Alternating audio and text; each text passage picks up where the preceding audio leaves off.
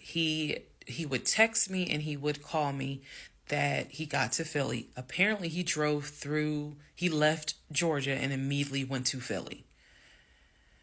So he immediately went to Philly, and he did text me and said that he made it to Philly and he was staying at his aunt's house. I know that this is a short part. That's okay, because what we're doing now is I went through how we met, I went through how we dated, I went through how we got married. Now I'm taking you all to June 17th. The week after June 17th, he's in Philly.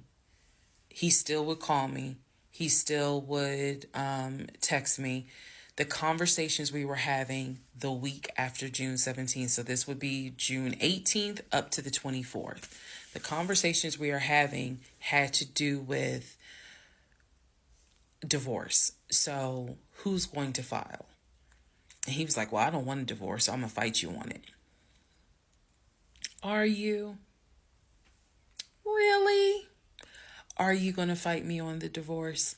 I didn't know anything about filing for a divorce. So, but I refused to stay in a place of ignorance. So I went online. There's a website that you can go to where you pay like a $200, $239 fee, and you fill out basic information and you choose your state. You choose your state and they will but they will make all your documents. All you got to do is print it out and take it to the court. And it is step-by-step directions. We didn't have any property with each other. We didn't have any kids with each other. So by the state of Georgia's standards, this should be an uncontested divorce. So the conversation that last week, the week of June 18th to the 24th, was about divorce. What stuff do you want to keep? Well, I'm going to come and get all my stuff. I just don't understand why you couldn't talk to me about it. I said, there's no room for talking because you've been lying to me since day one. But even still, keep in mind, as of June 17th, June 18th, June 19th, I did not know what I know now. So the lies were really only like 5% of the whole story. So June 24th or 25th is when I had printed my documents. And I'm laughing because at this point in time, I've read y'all's comments about how that man will print out stuff. I know. But I used the website, typed all my stuff in, got my documents, and then I went. I took a day off from the job because I was getting ready to transition into the new job. So I left work early, went to the courthouse, and filed for divorce. I filed. I paid. And then I already had the documents where he would have needed to sign so that it could then be entered into for a divorce settlement agreement. So going into part 36 or 35, I know there's so many parts. Going into the next part is where I can tell you guys what happened with him, because he drove to Philly and he was in Philly for about a week, maybe 3 to 4 days. Then I get a message on Facebook Messenger from a woman claiming to be his cousin. Lord Jesus. So the cousin tells me, actually I can tell y'all. So the cousin tells me that he's there. He's telling the family that I kicked him out. He's telling the family that I kicked him out after he walked in on me having an affair. That I stole his money and I then kicked him out. And the man I was having an affair with, he said, was a law enforcement officer who used his duty weapon to threaten him to get out the house. This is what he told his family. And the cousin was reaching out to me. She found me through a search on Facebook and was reaching out to me because she's like, we know he lies. So I'm just trying to figure out is this true? Because he's up here asking us for money, asking to stay on our couches. Like, what's going on? Then she explained to me, we didn't even know he got married. So this is the first time we're hearing about you. What do you mean you didn't know he got married? He talks to his brother every day. She said, who told you that? I said, I've heard him talk to his brother every day. All his brothers. She said, all his brothers? How many brothers do you think he has? I said, he has 4 brothers. I named them. She said, he has 2 brothers. She said, he has the twin and he has the older brother. I said, twin? Who is the twin? Welcome to the next part where we discover the real family tree. Part 36, who the fuck did I marry? The family tree. Please fasten your seatbelts and put the tray tables in the upright position. Let's go. All right. The cousin, I'm not going to name her. The cousin had reached out to me on Facebook, asked me to please give her a call. So this conversation was on the phone. Yes, I was actually speaking to her. She informs me again about the whole he's up there. He's telling everyone that he walked in on me cheating on him. It was with a law enforcement officer, and that the law enforcement officer used his duty weapon to threaten him to get him out of the house. The reason why I'm particularly mentioning the fact that he said it was law enforcement is because he was trying to get a family member, like one of his cousins, to call the agency of the law enforcement officer and file a complaint, which in hopes would then start an internal affairs investigation. Yeah. So, female cousin's on the phone with me. She's telling me everything that he is telling them. She's like, look, we know he a liar. We don't fuck with him. He's been a liar since a kid, but he's also family. She said, we didn't know at all who you are. So I thought that was interesting because I was like, you didn't know who I was, but his brother knew who I was. And so, again, that's when I said to her that I was like, he's talked to his brother every day. So why wouldn't the brother tell y'all that he had gotten married? And so she said, what brother?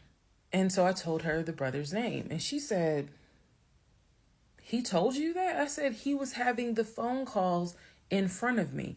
So at this point, what the cousin said was, she was like, okay, I'm going to confirm that with him. She was like, he lives up the street, so I'm going to just confirm that with him. She was like, because I'm pretty sure that they have been beefing for a while. I was like, I can only tell you what I saw, what I heard. That's all I can say.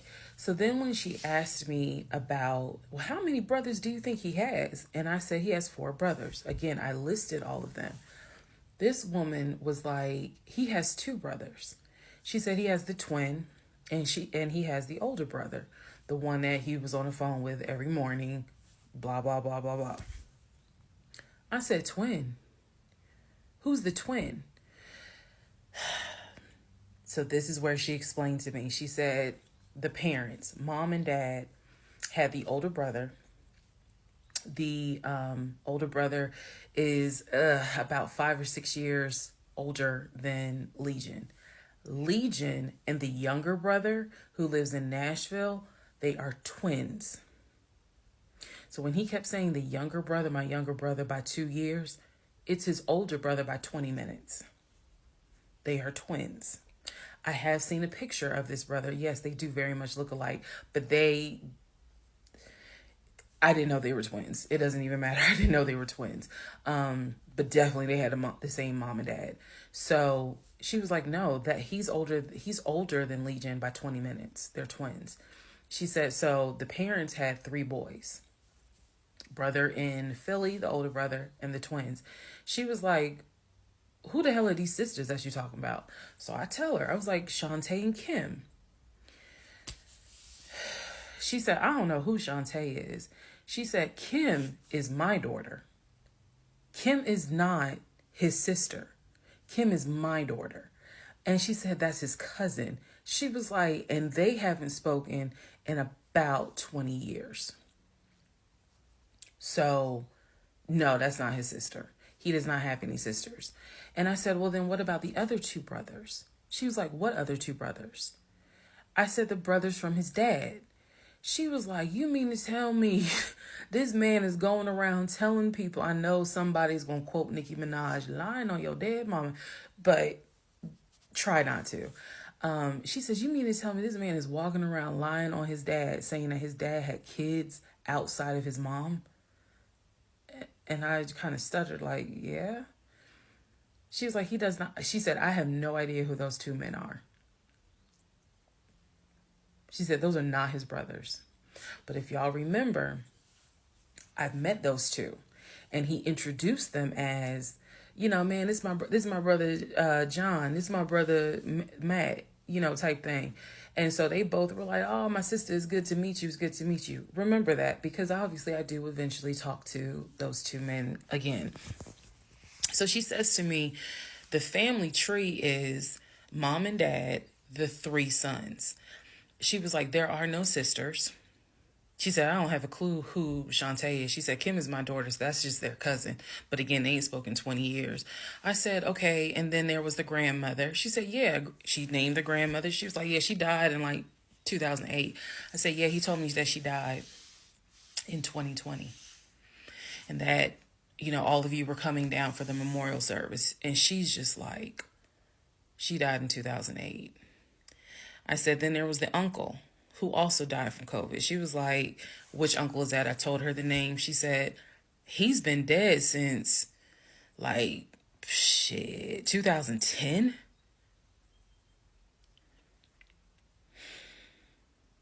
I said, okay, what about the cousin nicknamed Junebug? Everybody got a cut. If you're not African American, we all know a Junebug somewhere.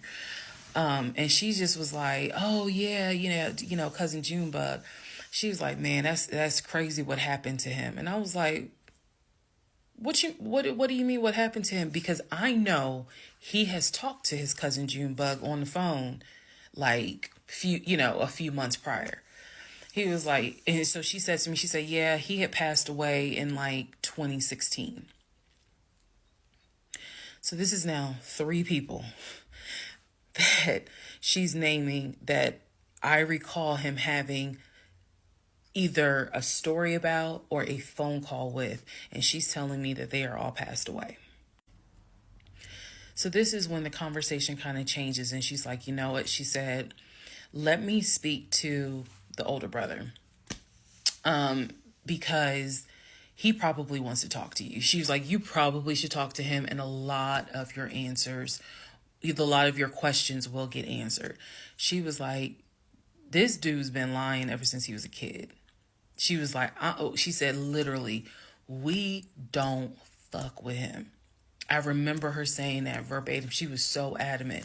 She was like, and when he showed up here out the blue, talking about how his wife cheated on him with a law enforcement officer, and how the guy took his gun out and threatened him to leave the house. She was like, we knew something was up. She was like, that's why I had to find out who you were and reach out to you and find out the truth. I said, there was no other guy. There was no law enforcement officer. And she was like, yeah, because he was telling us where the dude worked and how we should go ahead and help him file a complaint so that this dude could lose his job. I said, there is no other person. I said, I kicked him out. That was me, all by myself. No gun, just my fist. And so she said, you know, he's telling us that he had gotten married, and then she was like, apparently y'all had a baby. So she was like, so you got a kid with him? So I had to explain to her. I said, no. I said I had a miscarriage back in June of 2020, and I had to have surgery in July. So she was just like, girl. So she started like really being encouraging and was saying, you dodged a bullet, honey. She was like, I don't wish this. She's like, I know he my family, but I don't wish him on no woman. So we've have each other's numbers. She was like, if you need anything, please feel free to call me. She was like, I've had my own issues with him. I've had my own issues in life. But she was like, get your divorce and be done with him. Then she said, I'm going to put you in contact with the older brother. Next part is me finally talking to the older brother that he had been talking to every morning. Part 37, who the fuck did I marry? So at this point in time, I have filed for divorce. I paid for the filing fee. I'm representing myself pro se, and it should be an uncontested divorce. During this time, Legion had driven to Philly, lied to his family, and said I had cheated on him, that he caught me, and that the guy I cheated on him with was a law enforcement officer who used his gun to threaten him to get out the house. None of that was true. At some point while he was in Philly, he ran out of options in terms of where he could stay. Family members did not want him to stay with them. Apparently, a lot of bridges were burned, according to the female cousin I had talked to on the phone. So he left Philly and went to Augusta. Yes, what you were hearing is correct. He drove from Georgia to Philly, stayed in Philly for about 3-4 days, left Philly, drove back to Georgia, went to Augusta.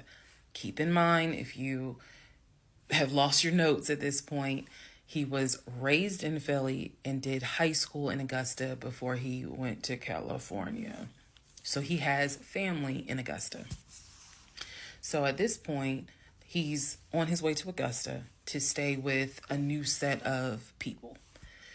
The reason why this is important is because what I have is a divorce settlement agreement. That divorce settlement agreement has to be signed by the two of us, where we are basically telling the court, look, this is what he's keeping, this is what I'm keeping. I need his signature.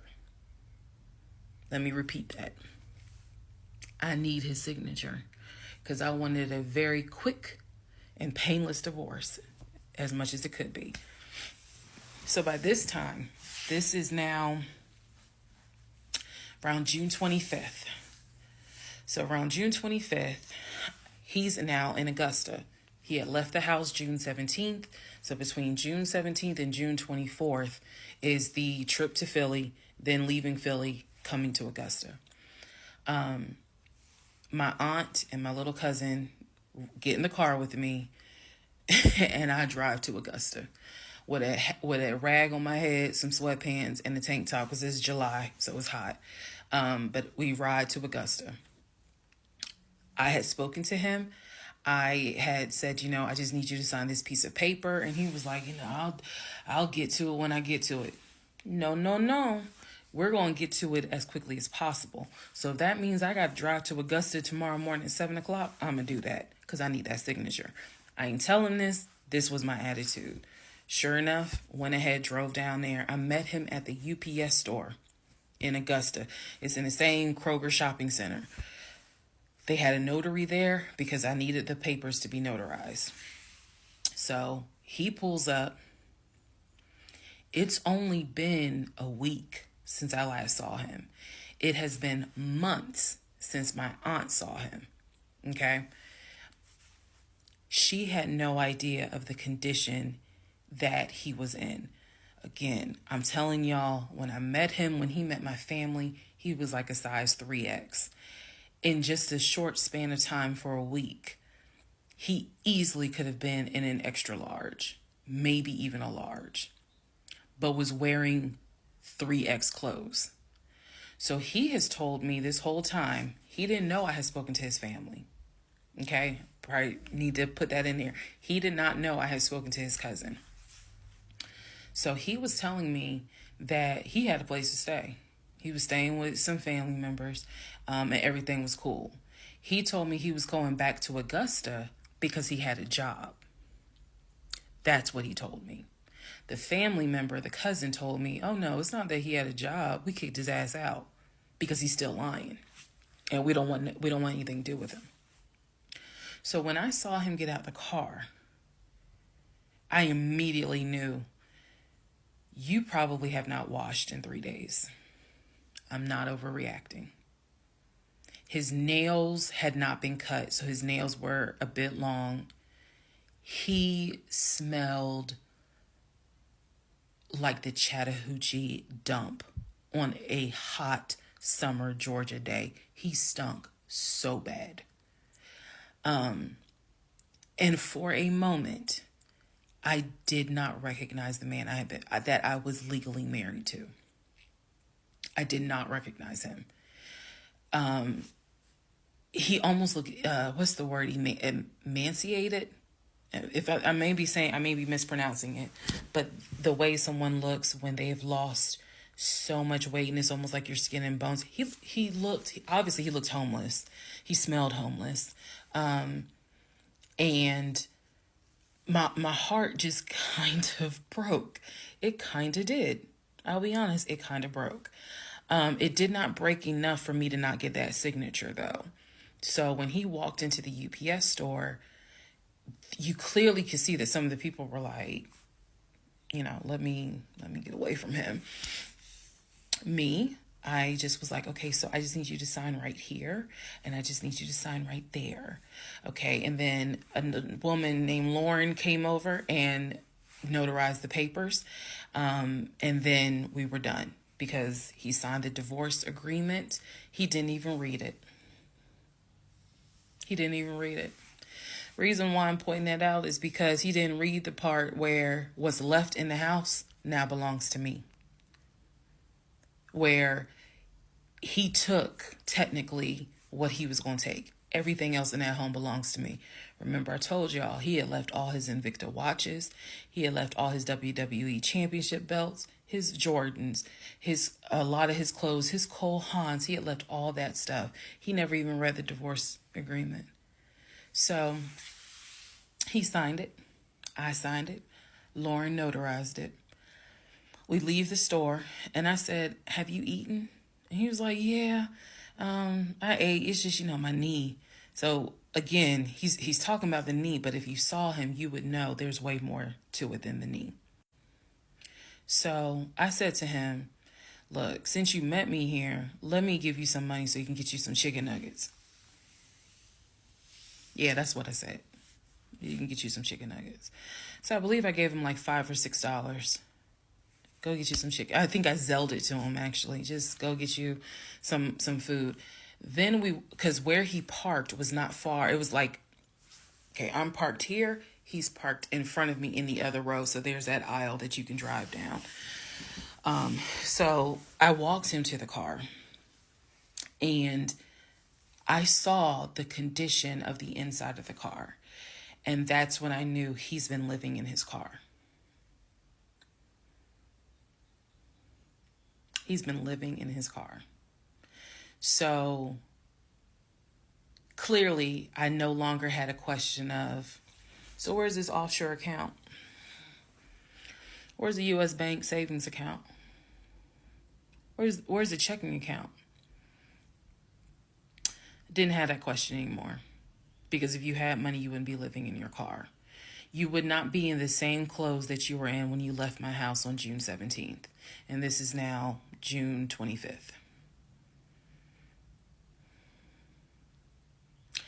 So he was like, I'm going to be all right. I'm about to start a new job.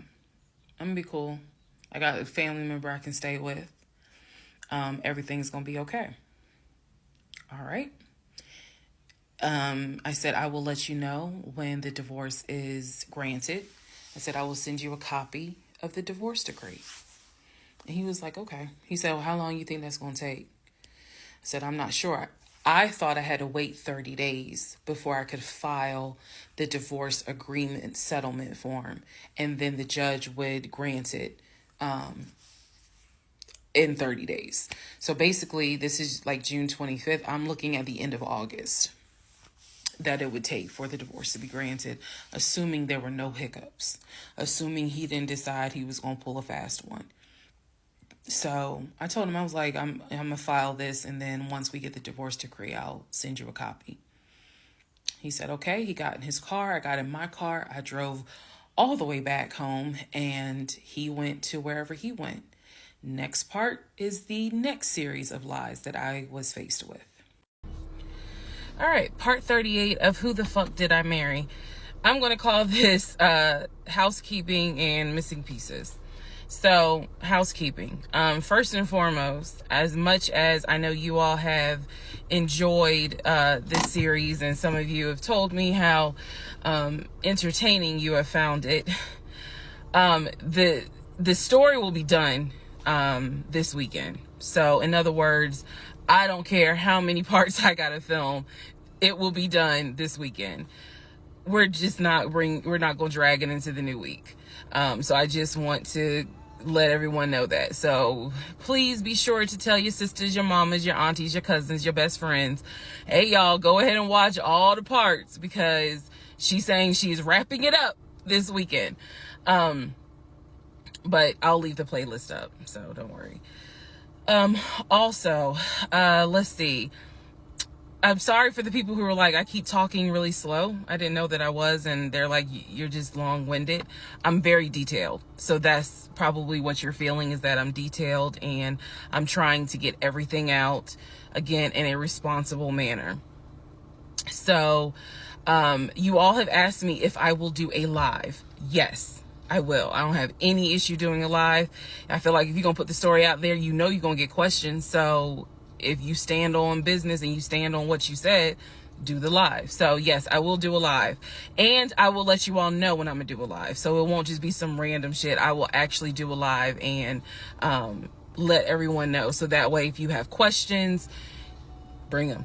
The issue with doing a live is that I need moderators. So because I just anticipate a lot of people have questions and I'm just one person, and I don't want to be accused of she's ignoring my question, which means there's holes in her story. Y'all, we all know how TikTok is. So, but I will absolutely do a live. That's the housekeeping. Missing pieces. So when I said before that it's important to me that I'm responsible in how I tell this story, meaning I'm clear and I go in detail, I realized that I left out some missing parts.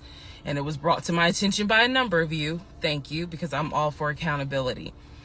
I did not go into how my ex-husband, Legion, left the condiment company and then went to Apple. I also did not go into detail on when my mom came to visit.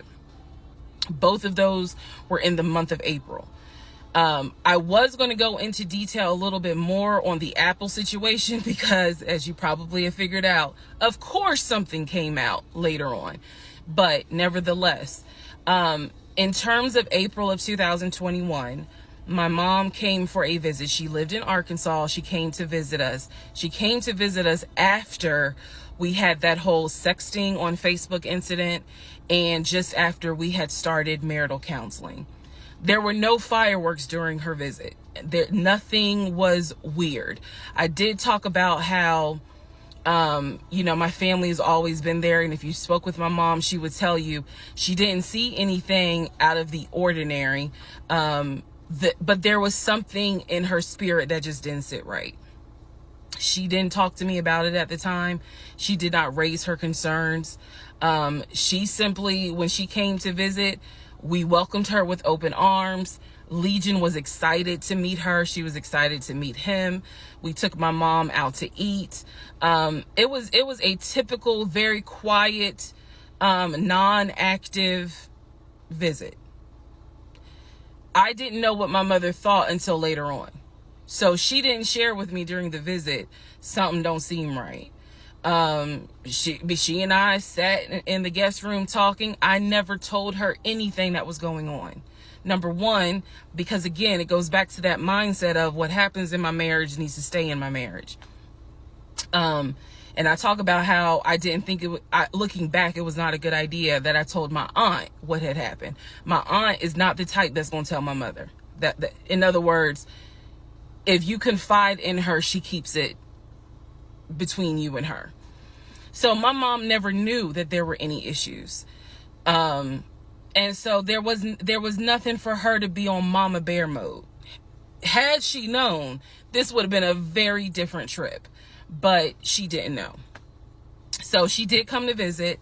Everything went fine. He and I put on a united front. Oh, we're so happy. We're so, in love. And yes, behind the scenes was a whole different story. He talked to her about how he was looking to buy a house, and how he told her how work was going, how his job, how his job was going, bragging as usual, which I did tell my mom, look, he's going to talk about himself and money a lot. So, just change the subject. If he brings up a house, change the subject. That was my instructions to her, because I was like, I don't even want to get into the whole house situation. So other than that, uneventful.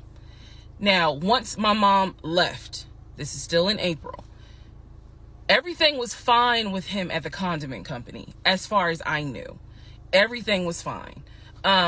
What ended up happening is he randomly came home one day and starts complaining about changes that are going on at the company.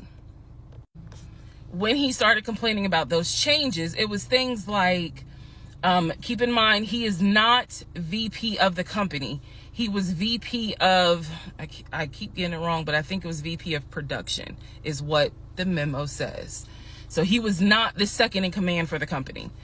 He was upset that he was being blamed for production stats, that the production was down.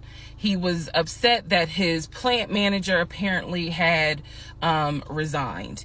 He was upset that some of the policy changes that were coming into play that would affect his plant. These are the things that he was coming home and complaining about. Literally, he would complain. He started complaining Monday. By Friday, he said, you know what, if they continue doing this, then I just need to find another job. He was like, I think I'm going to call my homeboy that I work with at Apple, and I'm going to see, what they have available. Yes, there were red flags going up. Of course there were. At this point, we're not even dealing with United Nations of red flags. We are dealing with the Olympics. We are dealing with the parade of all nations. Everybody got a red flag. So when he said that, I was kind of like, okay, because I had become numb to all the antics that he did. I was numb to it. So he literally said, I think I'm going to call my homeboy and I'm going to see what's at Apple. My response to him was, well, what about your salary? Would you take a pay cut? He was like, no, I'm not going to take a pay cut. Like, I wouldn't leave unless it's going to be the same amount or more money.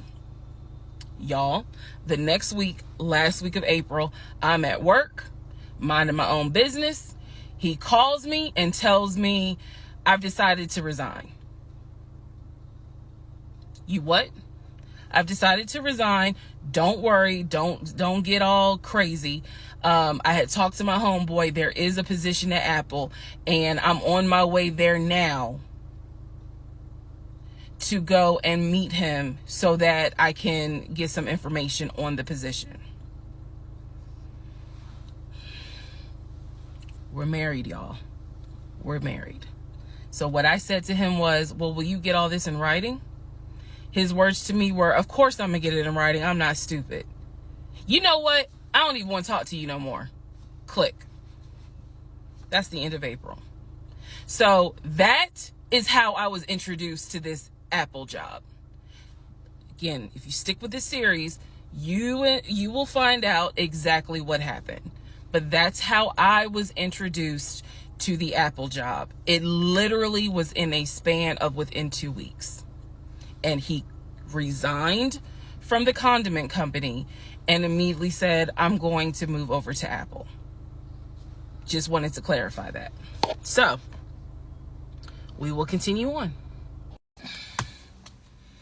Part 39, who the fuck did I marry? Everything you're going to hear probably in this part and the next part, all of this happens in the month of July 2021. Divorce has been filed. It was filed the end of June. I got his signature on the divorce settlement agreement. I thought that I had to wait 30 days before I could actually file that with the court. And so this is kind of in the limbo period because I'm still within those 30 days. So he left a book bag at the house, book bag that had all kind of paperwork in there. Inside the book bag, this is the paperwork that I found. Number 1, I found a packet from the condiment company where it showed his 401k contributions. It also stated in there that he had been terminated. So he was terminated from the condiment company according to the paperwork in the packet that I saw in the book bag that he left at my house. Also in the book bag were paycheck stubs from a previous job where he worked at a cemetery. The same cemetery that he took me to show me where his grandmother and grandfather were buried. So let's go ahead. I'll do this video and say this is what he told me. This is what I confirmed. He told me his grandmother and grandfather were buried there. He showed me a headstone with a family name on it. If you go back in previous parts, I talk about it. The truth is they are not buried there. He is of no relation to the people who are buried at that particular gravesite. Only reason why he knew about it is because he had worked there. Also in the book bag, it was a copy of a driver's license that he had. The address on the driver's license, now this I still don't have an answer to, but the address on the driver's license was the same address as the cemetery, because I looked it up on Google. Also in the book bag was paperwork from another construction company job, meaning it was paycheck stubs from another construction company here in Atlanta that he had worked for. It did not have dates on it, so I don't know when he worked for the construction company. Also in the book bag paperwork was unemployment paperwork. So it looked like he had been receiving unemployment just before I met him. I met him in March. It looked like he had been receiving unemployment January and February. So once again, let's confirm. He did not work for the condiment company for 6 to 7 years. Also in there were scraps of paper from a temp agency where it was information on the job that he had been placed at. Where was that job? The condiment company. He would be a forklift / loader is what it said. So I interpret that to mean he can drive a forklift, but he would have been loading up the 18-wheelers for them to go out to their deliveries. Also in this book bag was paperwork from Clayton County courts, I believe, for a weekend, what is it called? A weekender jail. It was like a weekender jail receipt. So I had to do some research. So apparently what that means is that there is an option where if you have a job, let's say you were sentenced to 60 days in jail, but you have a full-time job. Apparently the court can say, okay, you'll go to jail on the weekends. So in other words, you have to report to the jail on Friday at 5 o'clock and you'll be there Friday, Saturday, Sunday. You will get out Sunday at 6 o'clock. Apparently that's actually a real thing. So what was in the book bag were multiple yellow receipts for different weekends that he had to report and get out of jail. Last but not least, there were some additional pictures, and then there were some, and when I say pictures, I'm talking about family photos. And then there was another additional copy of his driver's license with the Douglasville address. I looked up that address. The name associated with that address was the same name as the ex-girlfriend that he had in between the ex-wife and me. If you go back to the video where I talk about the conversation I had with the ex-wife, she tells me that the address was going to come back to the ex-girlfriend. I'm simply saying that is correct. So what she told me is true. So because of everything that I found, I decided to go down a new rabbit hole. Again, just recapping what I said in previous videos. Ex-husband was always a stickler about law enforcement. His dad was a retired police officer. I'm just telling y'all the story. His dad was a retired police officer. Mom was a retired teacher. After his dad retired, they moved to Augusta, started a church. He took me to that church in Augusta. The same day that he took me to meet his aunt who lived in Augusta. So these are now things that he actually took me to, just like he took me to the cemetery. So that's what I found in the book bag.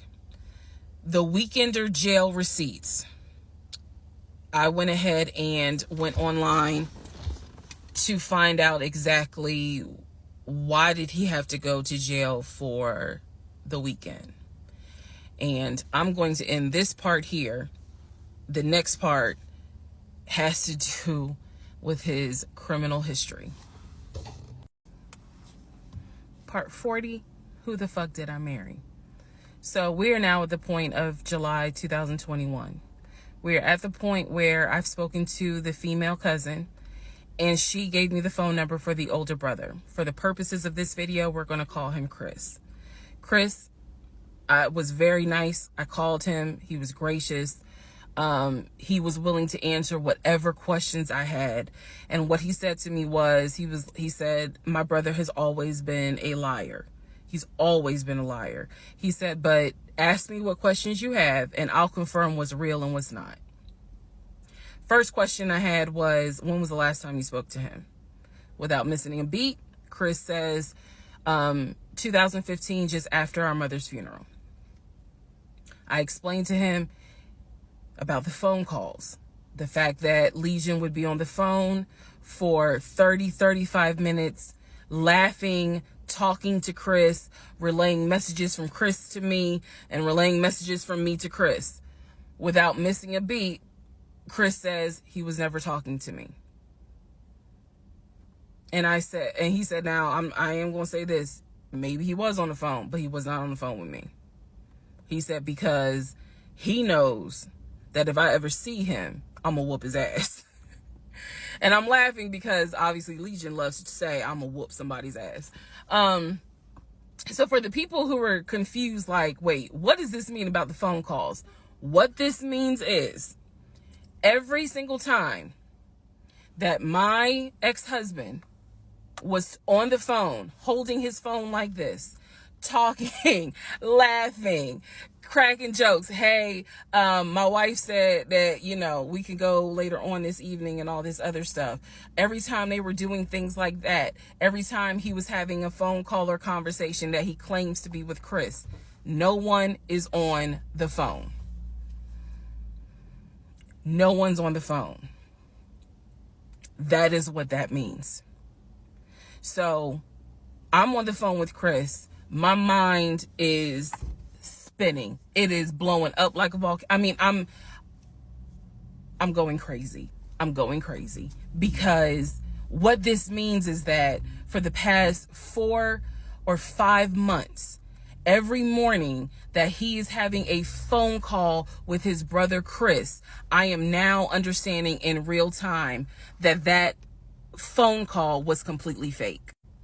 So Chris tells me maybe he was talking to somebody else, but it wasn't me. He said the only family member that Legion actually talks to is the twin. And that's only because for some reason, I guess it's their twins, he helps him out when he needs it. Legion only calls the twin when he needs money. And the twin, according to Chris, now this is the part that might blow some minds. The twin brother, the one that is older by 20 minutes, is VP of his company, is married, drives a luxury car, and lives in like a 4 or 5 bedroom house in Nashville. So Chris is saying to me, he was like, it sounds like he took the identity of the twin and was trying to act like that's his life. And it's not. He was like, that nigga ain't never had no money, ain't never kept a job a long period of time. And he was like, and you're telling me that he claims he was VP of a company? And so he was like, did you ever see anything? Did you ever meet people like Chris? I respect the fact that he was asking me the same questions y'all are asking me. Did you ever meet any family members? And I told him I said, I met your aunt. Well, what aunt is that? I told him her name. He said, that ain't our damn aunt. I don't know if y'all have ever dealt with people from Philly. So he was just loud. He was like, that ain't our aunt. He said, that is our mother's best friend. And I don't trust that hoe. I'm sorry. It's the way he said it that it makes me laugh. Anyway, he's like, I don't trust her. I don't trust her at all. She is not our aunt. She was our mother's best friend when our mother was living in Augusta. She's not our aunt. So then I explained to him about the other brothers. The brothers, remember, there were 2 half brothers from his dad. One lived in Baltimore, one lived in Augusta. Chris is on the phone saying, I don't know who them niggas are. They ain't related to us. He said, our dad never had other kids. He was like, so you mean to tell me this nigga going around telling people that our dad had kids on our mom? And I said to him, well, the way he actually put it is that the 2 brothers came before y'all. He was like, hell no. No. So then I explained to him about the sisters. He was like, who the hell is Shantae?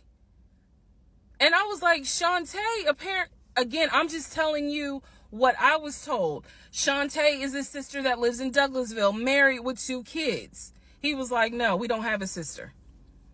Told him about Kim. He was like, Kim's not our sister. She's a cousin. And he said to me, and I know she ain't talked to him in forever in 2 days. He said, so everyone, the only people who are his family members is Chris and the twin. He's like, we got some cousins up here. I told him about Junebug. I told him about the uncle. I told him about the grandmother. And he's just sitting back like, oh my God. He was like, I realized that every relationship my brother gets in, he gets worse. And it sounds like he is actually worse than what he was in the last relationship. And I thought he was talking about the ex-wife that I had spoken to. No, he had no idea there was another wife. Because again, he hasn't spoken to him since 2015. So he was like, the best thing I can say to you is this. He said, thank God you ain't have kids with him. He said, get your divorce and forget you ever met this man. And he was like, and I know how that sounds because he's my brother. He said, but if I didn't have to claim him, I wouldn't. And I said to him something that I should have probably said in this whole TikTok series. This is not someone that you forget. This is not a situation that, man, I don't even remember him. No. What I don't remember is the version of myself before I met him, because nothing so far has turned out to be true. The only thing that Chris was able to tell me is true is that, number one, yes, there is a brother in Philly, him. Yes, there is a brother in Nashville, the twin. Yes, both parents are deceased. That is what I was told from the beginning. Those pieces of information are true. The grandmother did die in 2008. He was like, no, she definitely didn't die in 2020. I told him how I found the obituary. And so he was like, and the uncle, he said, which uncle is he talking about? Because if you guys remember, back in one of the parts, I talk about where he said his uncle was giving him advice on why he should not open up his savings account to let me see it. He would not let me see it. And so I'm telling Chris about the uncle, and he was like, that uncle been dead for years. I told him about Junebug. He said, Junebug been dead for years. And I said, Chris, he was having conversations with Junebug on the phone in front of me. He was like, it wasn't Junebug. He said, it sounds like my brother was making up the conversations. He said, he definitely was making up the conversations with me. He said, hell no, I ain't gonna be on the phone at no 6 o'clock in the morning. So the conversation with Chris solidified that this is the actual family tree. And no, there were never any conversations with his brother every morning when I was getting ready to go to work. They had never talked. On to the next part. Part 41, Who the fuck did I marry? So this is a continuation of my conversation with Chris, which will then lead into some other stuff. So Chris has confirmed that he has not spoken to Legion since 2015. So now we know that the phone calls that Legion was having every morning on the phone with Chris when we were, getting ready to go to work, the phone calls were fake. I demonstrated in the last video how I think how he was doing those phone calls. Because he would relay messages from me to whoever was on the phone. So Chris and I also then talked about their parents. So if you remember in the beginning, I told you from the get-go, this man was, very respectful of law enforcement because his dad was a retired Philadelphia police officer. The mom was a retired teacher. And so he had the utmost respect for law enforcement. That's what he used to always say. Because, again, there's a lot that he lied about. So I'm trying to only highlight the big things because, truthfully, it got to a point where when he would say that as a VP in his company, he had a meeting with the local sheriff. Child, we know that's a lie. So I don't even need to go into detail about that because, again, why? So I told Chris what Legion said about their dad being a retired police officer. And I was explaining how he said the mom was a retired teacher. So Chris listened. Again, very gracious, very nice guy. He listened and he was like, so are you ready for me to tell you what's true and what's not? And at this point, I was already convinced I was going to be drinking heavily that night after this phone call. So I was like, go ahead. All right. So here's what Legion said. Legion said, my dad was a retired police officer with Philadelphia PD. When he retired, he and my mom moved to Augusta. I was there for high school. And they started a church. He took me to that church in Augusta and showed me where the church that they started.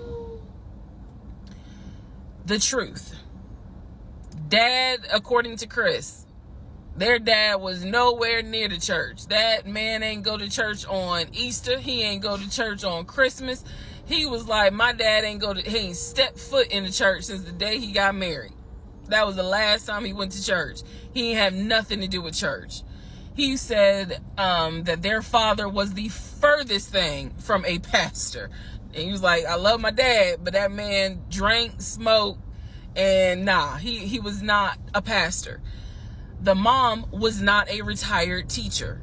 She did substitute teach at one point, but she was not a retired teacher. The dad was a truck driver.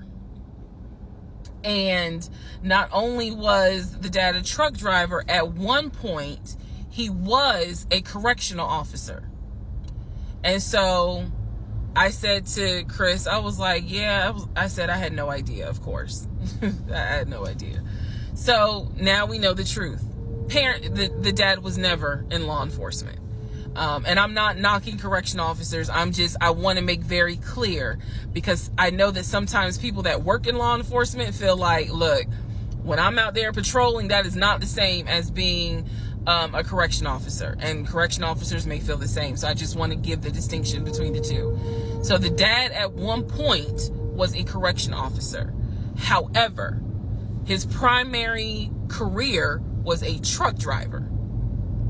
And so the dad would do long hauls.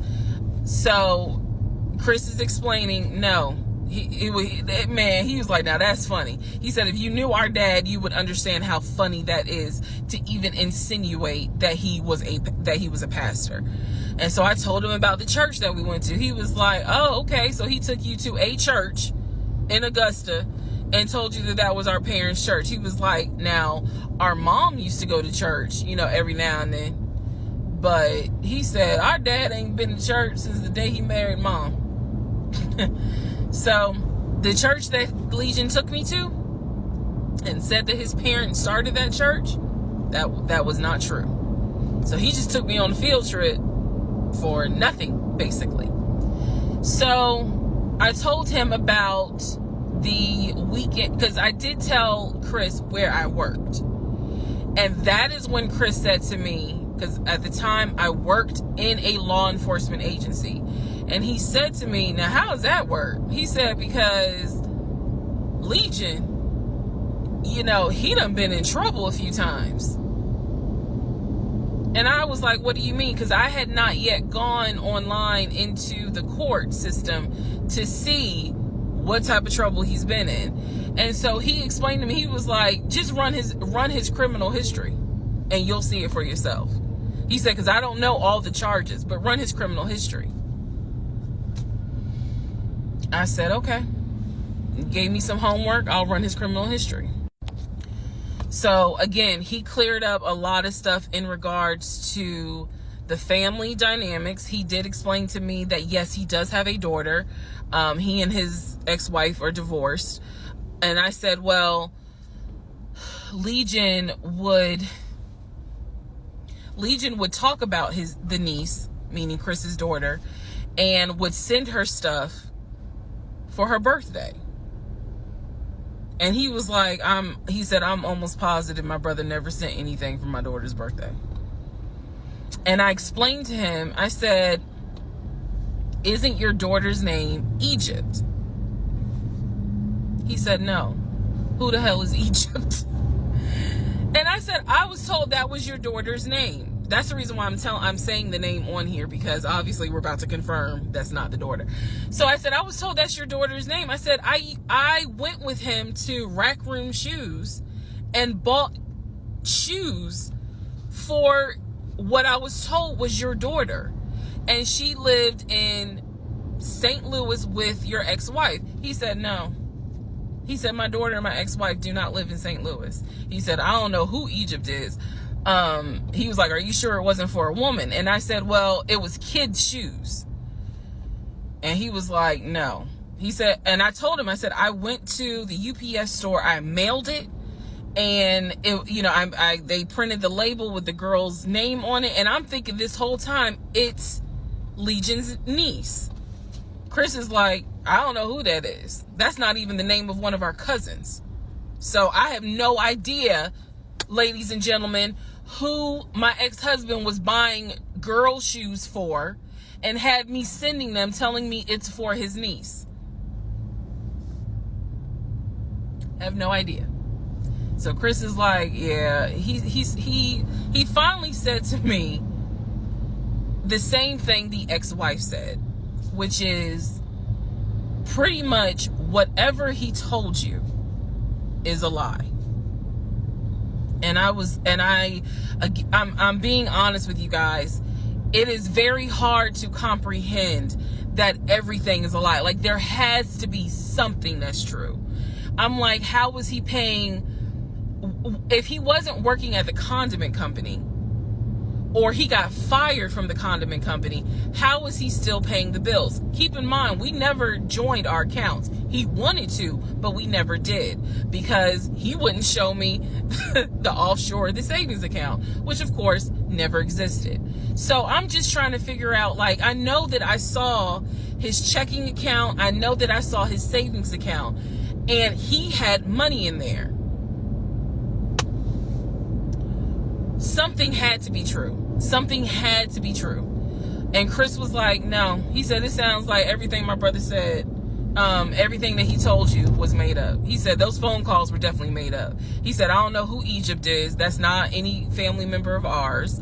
I don't know who Shantae is. We don't have a sister. He said, we don't have half brothers. He was like, I'm telling you who the family members are. He said, I am so sorry that my brother put you through this. So now let's go into the next part.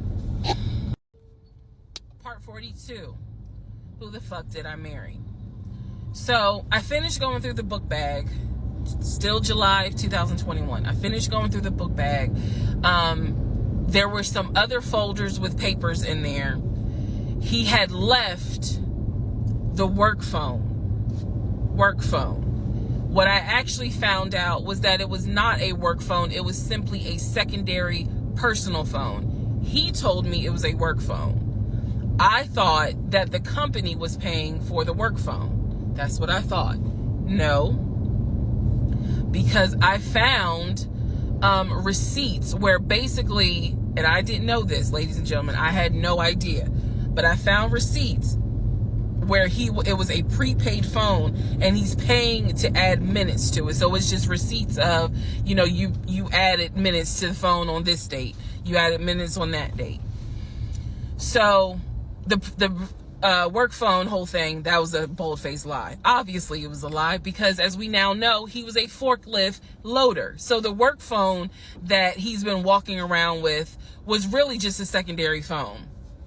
He had left the phone. He took his personal phone, meaning the main phone, I should say, but the work phone he left. So I'm going through the work phone, just trying to find some sort of answer. Now what is really burning in my mind is how is it that he had all this money in the accounts, but again, the last time I saw him, he's living in his car. Like, the math is not mathing. I go into not just the photos of the work phone, I go into the deleted folder. So, ladies and gentlemen, if you're going to go through somebody's phone, which I will never do again, but if you're going to go through the phone, don't just go through the text messages and the pictures. Go into the deleted folder, because sometimes you find a gold mine. In this case, I went into the deleted folder of the pictures in the work phone. I keep saying work phones because, again, this is just a secondary phone. It is deactivated. There's no minutes on it.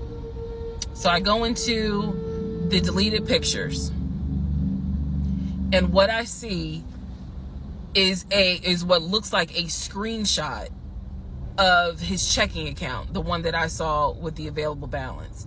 Then there's another photo of the screenshot of the savings that he showed me. Now, one of two things it could be. Either one, it's not real and it was pulled offline, or two, he took a screenshot of his own account and saved the photos. So this is when I got introduced to reverse Google image search. I did a reverse Google image search. Sure enough, as you probably have figured out, some of you, because I read it in the comments, what he showed me when he turned his phone around, showing me his available checking account balance, was nothing more than a screenshot that he had found on Google. When he showed me his savings, turned the phone around, because remember, I demonstrated for y'all how he was, and then, turned it around and showed it to me as if he was signing in. When he did that, he was simply showing me a screenshot that he had taken from Google Images.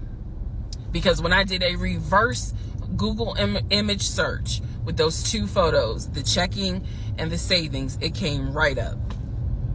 It was nothing more than just Google Images.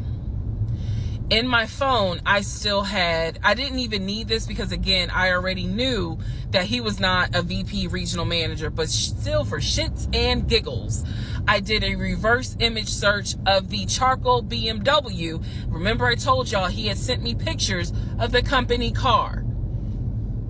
Nothing more than a screenshot he had taken off of Google Images. The house that he showed me that he had in San Diego, Google Images.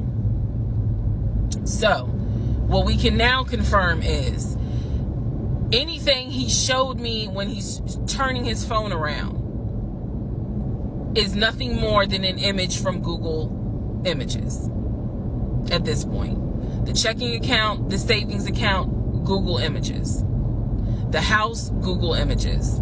The company car, that charcoal gray BMW 5 Series, Google Images. So at this point, I realized, okay, nothing is real. And I wasn't so much in a rage, to be honest with you. I wasn't in a rage then and there, as much as it was, I really truly had a moment where I said to myself, oh my God, what the fuck have I let in my life? Like, this is not even human at this point. That's really how I felt. Like, again, as someone who, I studied psychology, but I didn't graduate with a psychology degree. However, I have never dealt with a pathological liar. I have studied about them, but I have never come into contact with a pathological liar. Because to a compulsive liar, if you ask them, man, why did you lie to me? They probably are going to have a reason. Pathological liars don't have a reason. Like, there's no limit to the lie. So I have now confirmed that at least 70% of everything that I thought I knew is now absolutely not true. Absolutely not true. So in between all of this, I get a phone call from the aunt in Augusta. The aunt in Augusta, who Chris has confirmed is the mother's best friend. She is not their mother's sister or dad's sister. She's the best friend of the deceased mom. She calls me, and this is the one I have met. This is the one that Chris was like, I don't trust that hoe, anyway. So she called because she wanted to know what happened. She wasn't trying to be nosy or messy or anything like that. She's just trying to find out what happened because apparently Legion is trying to come stay with her. So she asked me, sweet lady, but she said, what happened with you guys? And I told her we're getting a divorce. I said, because he lied to me a lot. He lied to me a lot. And so what breaks my heart about the conversation with her is that she said, so whatever happened to the baby? Mind you, we went to Augusta, told her I was pregnant. I thought he told her that I had had a miscarriage. He didn't. He never told this woman I had a miscarriage. So she informs me, this is what she tells me. So now we're confirming something else. She tells me that on at least 5 times while I'm at work, Legion was driving to Augusta and telling her that he was going to visit the church of where the parents allegedly the church that the parents started. And I was like, what do you mean he went to Augusta? She said, I've seen him like 4 or 5 times. He's come down here, and each time I've asked him to bring the baby. And I said, what baby? And she said, the baby that y'all had. He told me that y'all had a baby boy. And I said, no, ma'am. I said I had a miscarriage in June of 2020. And she said, oh my God. Oh, she was doing that whole thing. She said this whole time he told me that y'all had a son in January. And I have been asking him for pictures. I have been asking him to bring both of you down here so I could meet him. And he always had an excuse as to why he wouldn't bring the baby. And the last time he was in Augusta, he said that he was leaving you and he was taking the baby with him and that you were at work. I am not making this up. That is what that woman told me. And I just was like, no, ma'am, none of that is true. There is no baby. I said I had no idea he was going to Augusta. Next part. Part 43, who the fuck did I marry? So after the conversation with the aunt, again, she's telling me that Legion has been keeping up this lie that we had a son. I have let her know, no, ma'am, there was no baby. We did not have a baby. And I said, I thought that he told you. And she said, he's told a few people that you all had a baby. And she said, because I know some people were trying to send a gift to celebrate the birth. I didn't know anything about that. Didn't know anything about that. So she said, he's trying to come stay with me. She said, but I don't think I want him to, again, she's an older lady. She's like, I don't think I want him to come here because I don't really want to get involved with his divorce again. And I said, what do you mean again? I said, are you talking about the previous wife?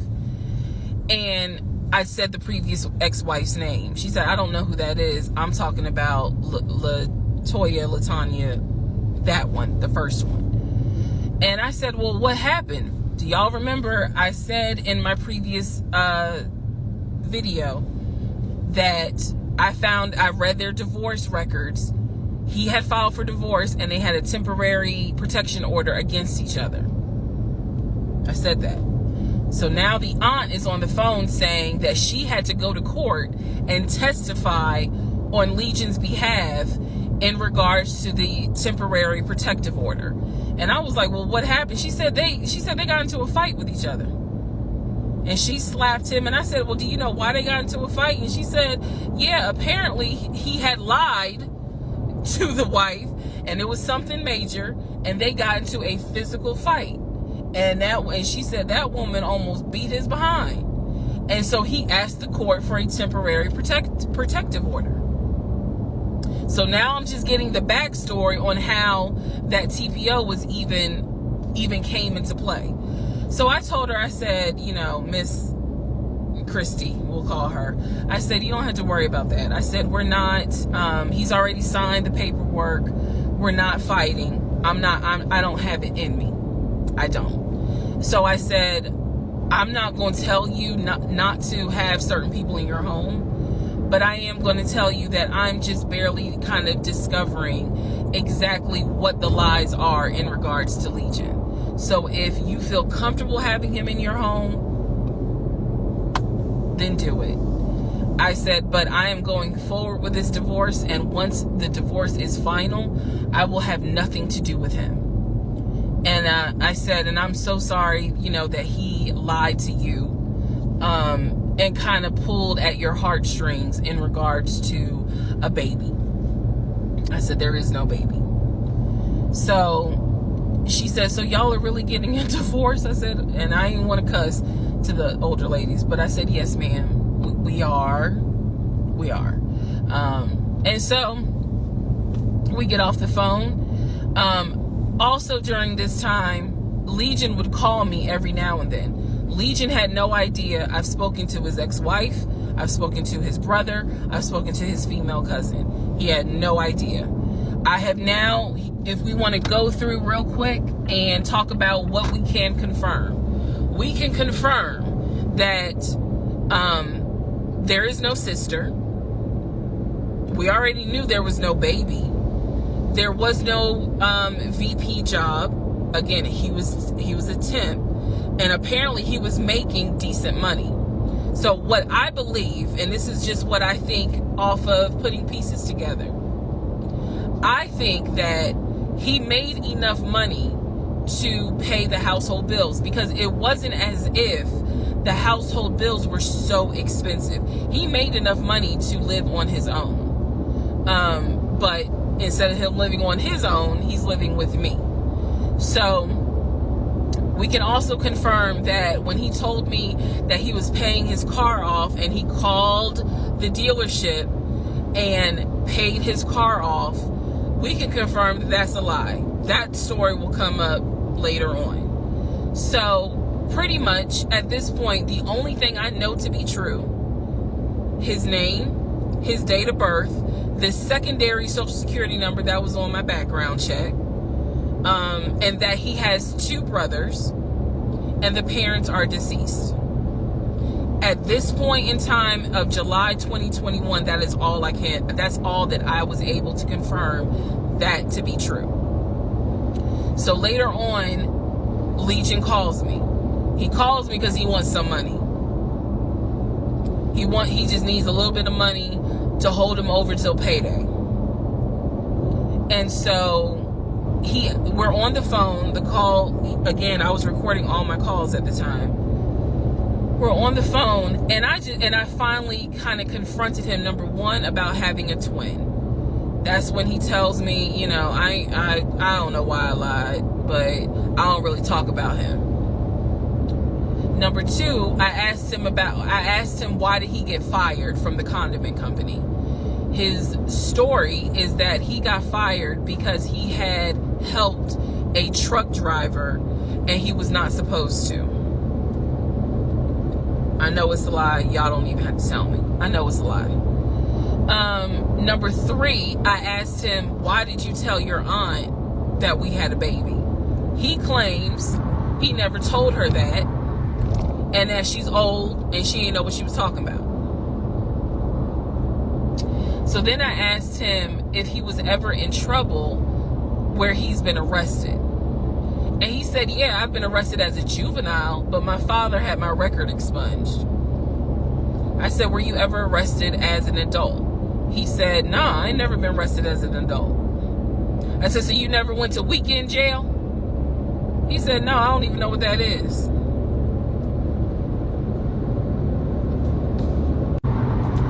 So he doesn't know what weekend jail is. That's his story. And so he was still standing by the lies he told me. So finally, I just asked him, and this is where let me just say it. I asked him, why the hell did you even marry me? Like, why? Why did you even marry me? Because you easily could have just stayed dating or been the boyfriend or just moved on with your life. Like, you didn't have to marry me. You didn't have to pull me into a marriage and make me think that this is what you wanted. This is what he said to me on that phone call. He said, I had to marry you. And I was like, no, you didn't. He said, yes, I did. He said, I knew full well from day one that there was no way you were going to stay my girlfriend for longer than a year. He said, I knew it. He said, I knew in order to keep you, I was going to have to marry you. Y'all, my jaw hit the ground. I could not believe he said that. And he said it so matter of fact. And I was like, that is the most fucked up thing you could ever say. Part 44. Who the fuck did I marry? The videos that you saw earlier were filmed earlier today. And yes, I'm aware. It was brought to my attention. I had to make a decision whether or not to finish, keep my word, or stop, disappear. I mean, disappear. Okay.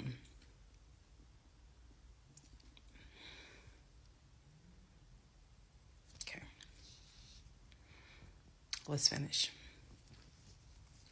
So, first of all, let me say this. It is not easy telling this story. It's entertaining.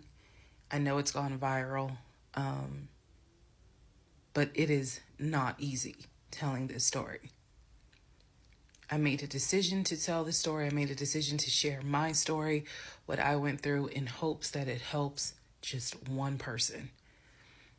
But I would be remiss if I didn't tell you all, it is not easy telling this story, to relive it, to face certain things out loud that I had to face internally. Just want to say that. So I will push forward to finish, but today got to me. The toll of this got to me today.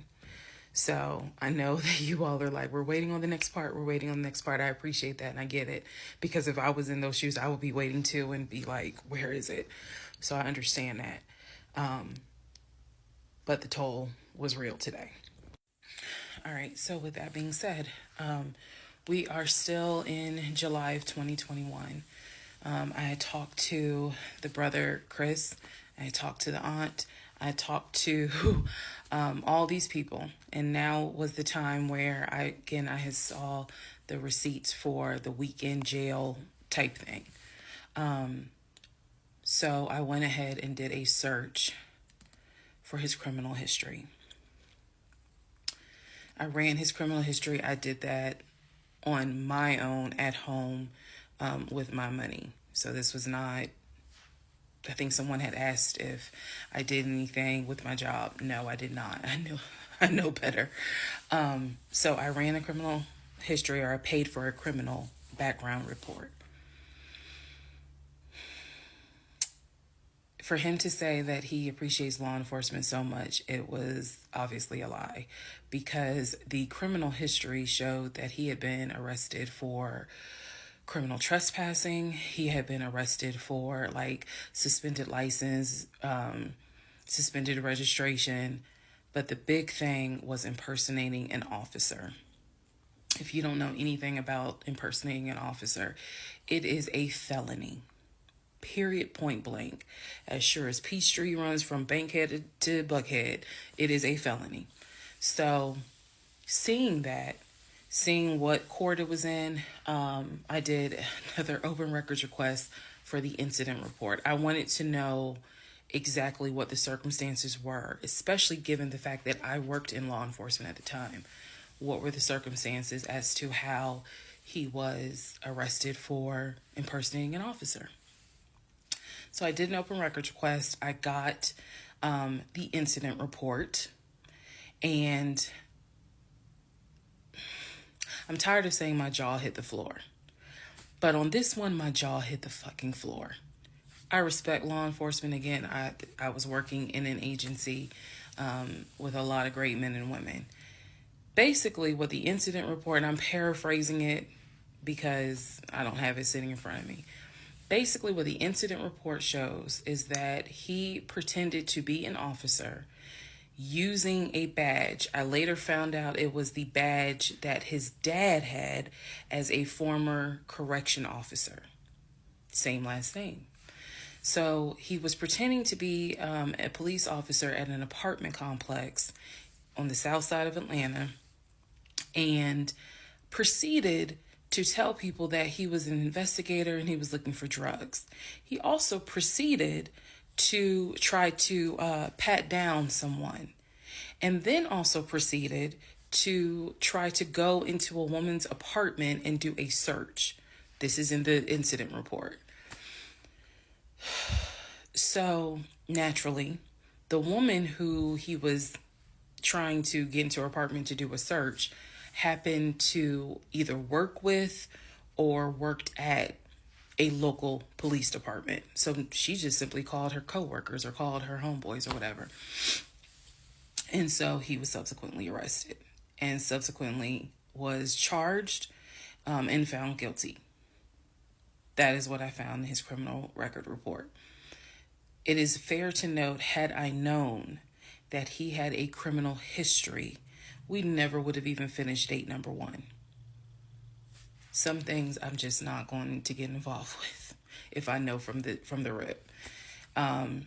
So what does this mean? Again, we've been going over what's the lie, what can you confirm?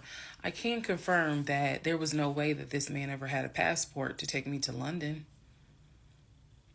When he claimed that he was voting in the election, there's no way that he did, because he tried to tell me that he was still a registered voter in California and that he did it online.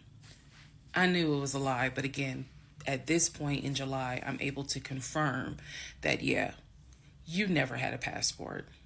You never voted. The small things that mean something to me, he never did it. He wasn't eligible to. So now I know that not only have you, yes, been arrested. Now, what happened as a juvenile, I don't care. But you have been arrested. You have done some sort of time. And now it explains why you knew your way around the county so well. If you go back to the previous videos, I had mentioned that I was wondering, how do you know your way around here? And the story was his sister used to live in this county, and he would come visit when he would fly in from California, when he would go see his parents in Augusta. That was the story. So that explains the criminal history. And I'm also going to take you guys back and remind you when I had to go in for my polygraph, and how the polygrapher had asked me, do you know anyone that is a convicted felon that you have relationships with, blah, blah, blah. And remember, I said to him, my husband and I are estranged. I honestly don't know. Fast forward to July, where I find out that, yes, in fact, on top of everything, I was married to a convicted felon. Had no idea. No idea whatsoever. And it's nothing but the grace of God that I was honest with the polygrapher and telling him, look, I don't know what's in this man's background. To say that I have no idea who I married is an understatement. It is a complete understatement. It's fair to say, well, you only knew him for like 2.5 weeks before you quarantined with him. That's fair. And I can understand that, and I take responsibility for that. But in the big scheme of things, I had no idea the creature that I was sleeping next to every night. No idea. All right, part 45, who the fuck did I marry? So we are now end of July, August time frame. During this time, Legion basically disappeared. Remember, I'm still waiting on the final divorce decree to come up. I'm actually waiting for the 30 days to be up so I can file the divorce settlement form. So I'm waiting on those 30 days to be up. I'm playing nice with him. I'm being cordial. I have uncovered all kinds of stuff. But just in case he was going to act a fool, I was trying to be cordial.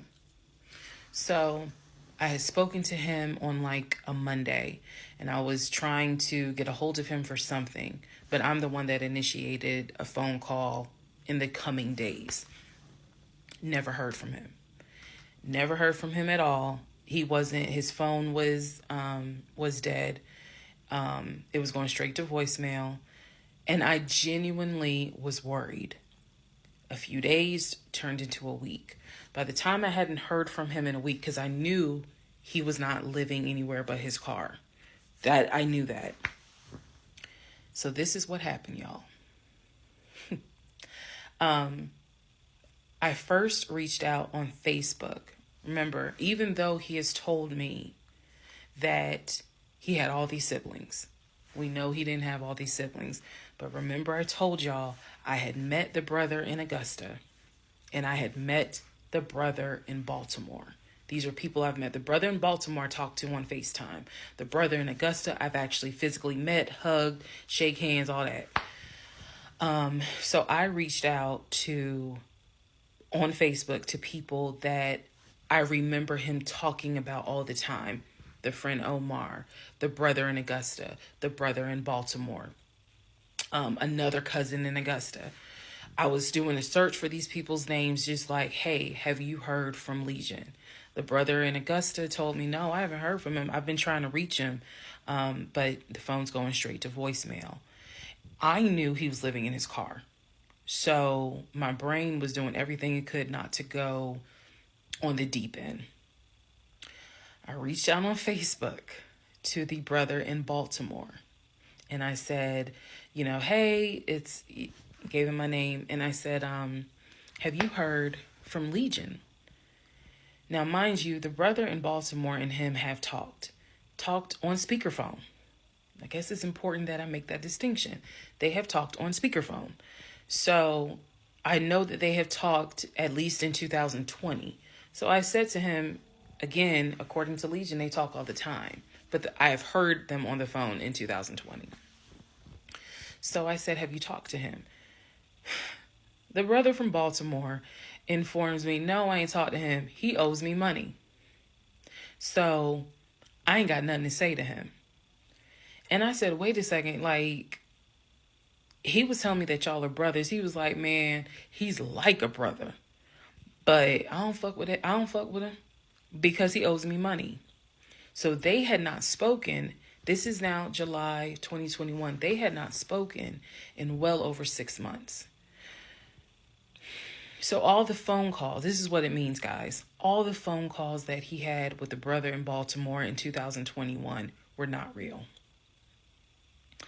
Then I reached out to the Omar guy, and I remember the story was that he and him known each other's years since California, worked together at the condiment company. I reached out to Omar and said, have you heard from Legion by any chance? Explained who I was. He responds with, and I'll never forget it, he responds with, no, I have not heard from him. I have absolutely no contact with him whatsoever. We are not friends, and I would appreciate if you do not reach out to me again about him. The stories I was told was that this dude is supposedly his best friend. Shocking moment. So they had not spoken in years. They're not cool. He does not fool with him. Okay. Went on to the next person, a female cousin I had met. She said, no, I have not heard from him. Why would I hear from him?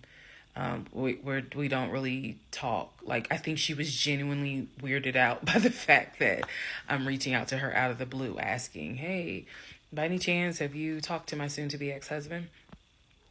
So what I discovered because he ended up being gone for 2 weeks. What I discovered in those 2 weeks, let me be very clear with the statement I'm getting ready to make. I reached out to every person I know who apparently has had some form of relationship with him. Either he said that they were friends, they talked on the phone, he said they hung out. The brother in Baltimore, I was told, had been to the house while I was at work. Brother in Baltimore said, no, that never happened. I've never been to your house. All these people knew that Legion was a liar. And I think that they all felt bad, with the exception of the Omar guy, felt bad that I was kind of just discovering what they've known for years. In those 2 weeks, I found out every single person I reached out to, not a single one of them gave a shit if that man was dead or alive. All of them had the attitude, some even said it, no, I haven't heard from him. I don't care to hear from him. It was as if, for me, it was such a sad moment because I discovered this man has no friends. Fuck whatever he has said. I am now able to prove it. He has no friends. There is nobody who is concerned that they have not heard or seen him in over 2 weeks. Some people months. One guy years. None of them were concerned. So basically what I'm saying is that I discovered he had burned bridges with everyone. Burned bridges with family, burned bridges with so-called friends, burned bridges with fake brothers, fake sisters, fake aunties, uncles, everything. He had burned bridges with everyone. And for me, that was more telling than anything else. Yes, I knew he was a liar. Yes, I knew he had made stuff up. I was genuinely surprised to discover nobody gave a shit about this man. No one. I had never met every single family member, but the fact that he was living in his car, the fact that he wasn't bathing and was just had disappeared was shocking to me. So, where was he for those 2 weeks? Glad you asked. He had checked himself into a behavioral hospital in Augusta. Why? Not to get help. No. This is July in Georgia. It's hot as hell. It's sweaty. It's damp. It's humid. It's everything. He checked himself into a hospital so he could stop sleeping in his car for 2 weeks. When he checked himself in, they took his phone, and that's why no one was able to get a hold of him. And by no one, I mean me. He checked himself into a hospital so that he could have a bed for a couple of weeks. That's the type of human being that I was dealing with. Part 46, who the fuck did I marry? So after the whole missing in action debacle where he disappeared for a couple of weeks, Legion started calling and texting me, telling me that he was ready to come home. Yes, you heard that correct. So apparently, someone had told him that legally he did not have to leave the house when I kicked him out because it was a marital home and he had just as much right to be there as I did. So he started harassing and calling the shit out of me. He was calling, 30 times in 1 hour. He was Facebook Messenger calling me. Let me be clear. Facebook Messenger calling me. He was calling me so much. He was messaging me saying, I'm coming home. I'm going to get some money and drive up from Augusta. You have to let me in the house. It's not fair what you're doing. All this other bullshit. It was non-stop. He would start calling at 7 o'clock in the morning. He would not stop calling until 10 o'clock at night. He was calling so much, leaving messages, like I said, just straight up harassing me. So I reached out to attorney friends. I reached out to local law enforcement. Local law enforcement informed me, well, technically, he's right because he is still legally your husband. Our divorce had not been finalized at this point. The paperwork had been sent in. I was just waiting on the judge to give me her signature, but it hadn't happened yet.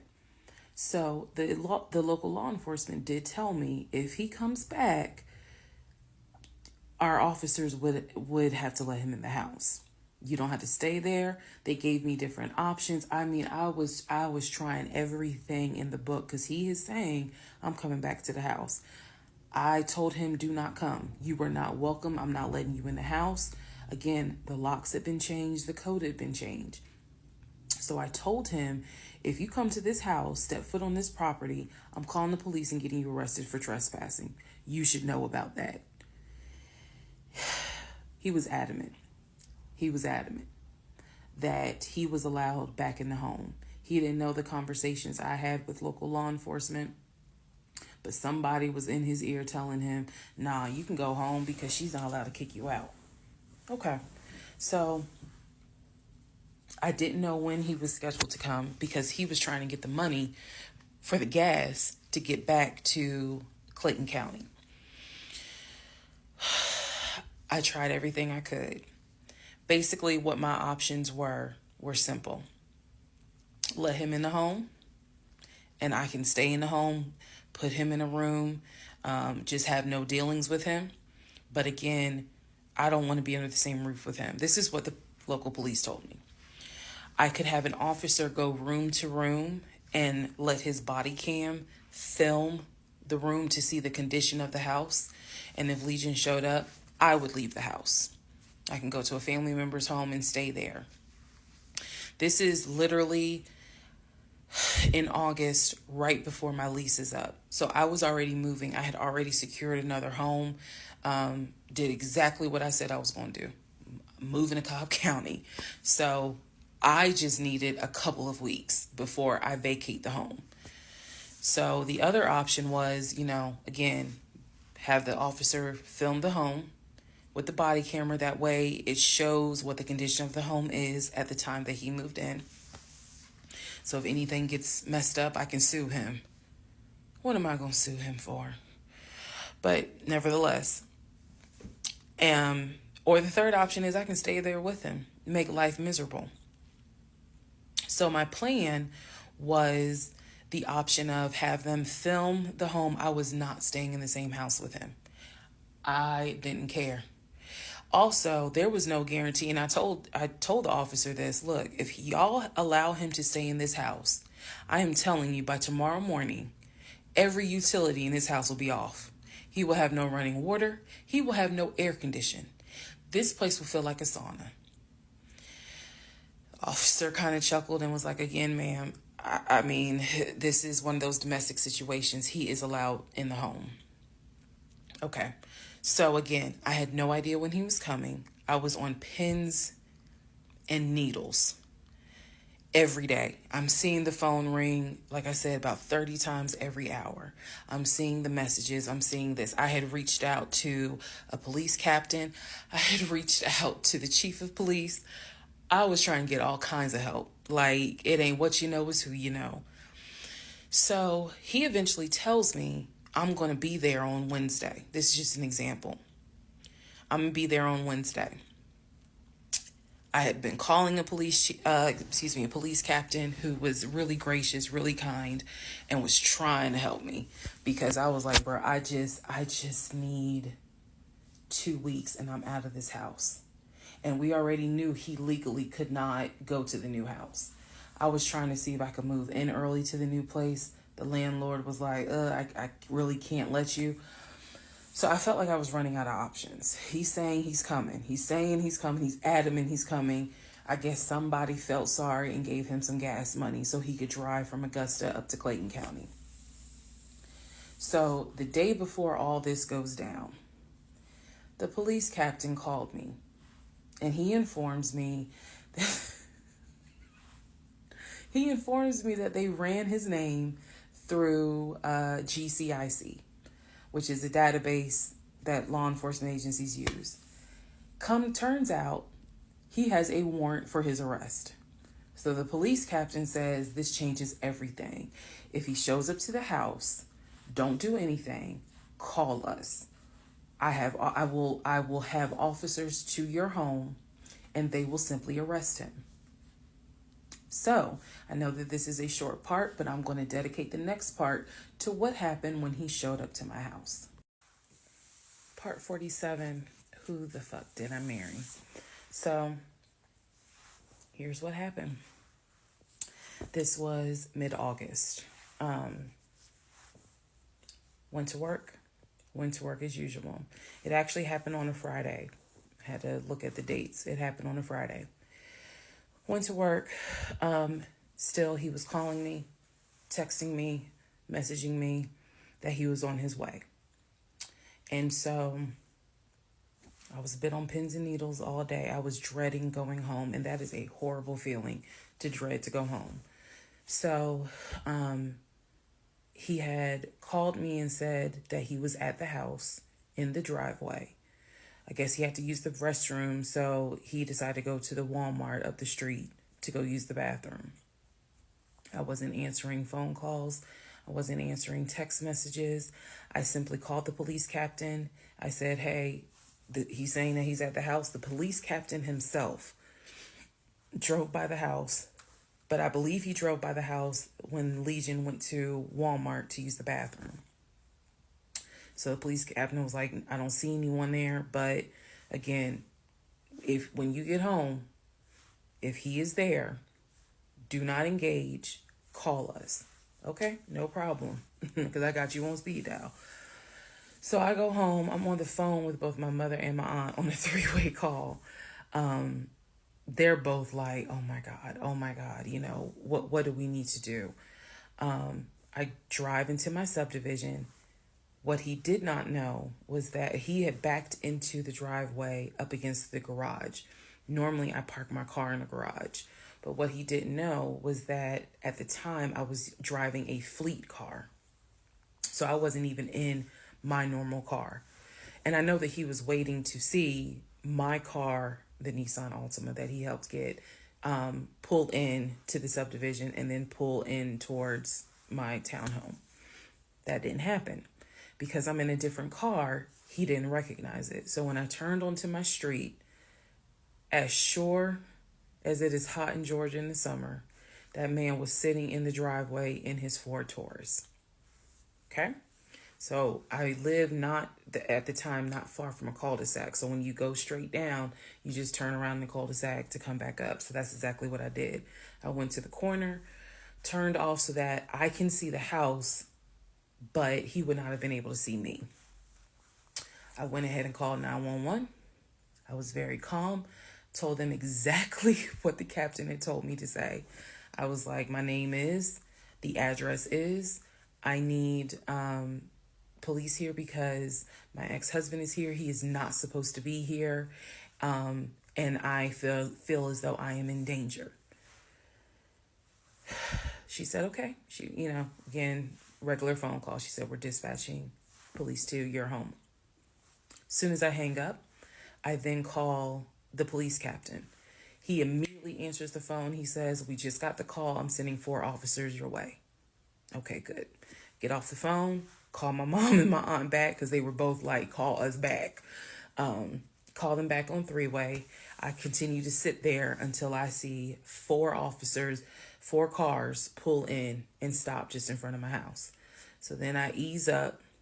He gets out the car, I guess, trying to see what's going on. I explain to the officer that walks to my window. I say, this is what's going on. So I was trying to sound extra law enforcement smart. I was like, check him through GCIC. You're going to find that he has a warrant out for his arrest for violation of probation. And the officer kind of smirked because she was like, we know. We already checked GCIC. The captain called us. So I was like, okay.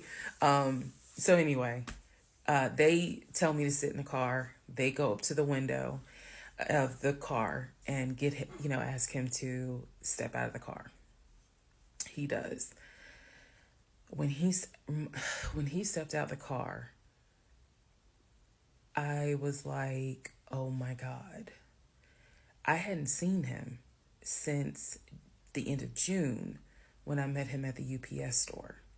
And he looked bad then. He was still in the same clothes.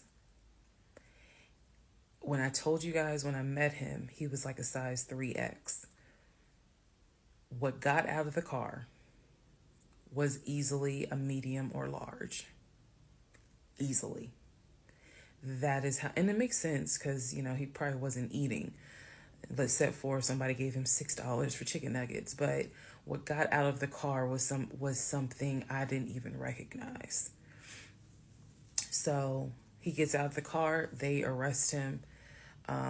There was no incident or anything like that. He was arrested peacefully. They put him in the back seat. My neighbors are all looking like, what is going on? And so the officer comes up to me and she said, he's asking to speak to you. Do you want to speak to him? I said, yeah. So she walks with me. Keep in mind, she's wearing a body cam. So she walks with me to the window. They put the window down. And I remember looking at him. I was like, I told you not to come. And he said, I just wanted to get my stuff. I just wanted to get the TV. I said, what TV? The TV that you gave me in the divorce? And he was like, yeah, that TV. And I said, it's mine. You gave it to me. I have the fucking text messages proving that you gave me the TV. And I'm trying not to scream because the neighbors are all watching. And he was like, I know. I just needed my stuff. I'm sorry. I'll never bother you again. I'm sorry. And so I look at the officer and I was like, you have me out here with 4 fucking police cars. You have embarrassed me to no end. You have made a fool of me. And you got the audacity to now be like, I'm sorry. I'm like, fuck, you're sorry. So the officer was kind of like, okay. I said, I never want to see you again. He was like, you won't. I'm sorry. I'm so sorry. So I walk off. The officer is like going through the stuff that was in his wallet. They took it out and put it on the roof of the car.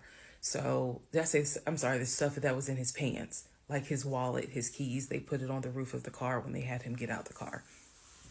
And so she's just like, I said, did you catch all that on body cam? And she said, yeah. I said, he gave me the TV. And she said, yeah. She's like, we're going to take him in and we'll have somebody look at him, because in her words, she said he's definitely having a mental episode right now in the back seat. And I just shrugged and I was just like, my God, I just said, I just want to be done with him. I just want to be done. And so she was like, I understand. I totally get it. So his car is in my driveway. The keys and everything are They took it with them because I guess since it was on him, they took it with them for processing at the jail. I think that's how that works, because I didn't see the wallet or the keys afterwards. So at this point, 4 officers leave. I go into the house. Everything's peaceful and calm. A few minutes later, I go outside to check the mail. What's in the mail but a letter from the court? I open it up. I go into the house because, again, it's hot. I had my wig on. My head is all sweaty and stuff. I'm just angry and just angry. That raised my blood pressure. So I go in the house. I sit on the steps inside the house, and I open up the mail from the judge, and it's my final divorce decree.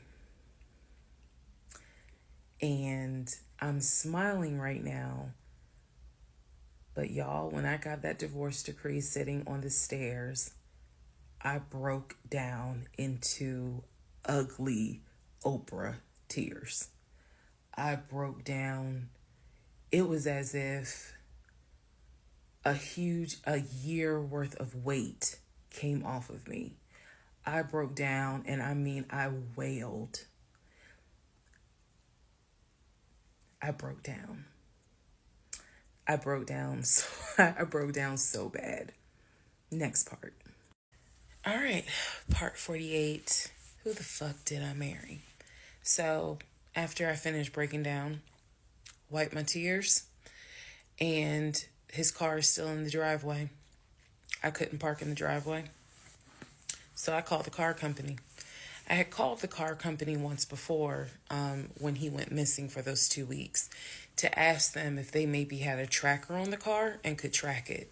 And the nice gentleman informed me that the tracker had not been giving a signal off for about 5 months.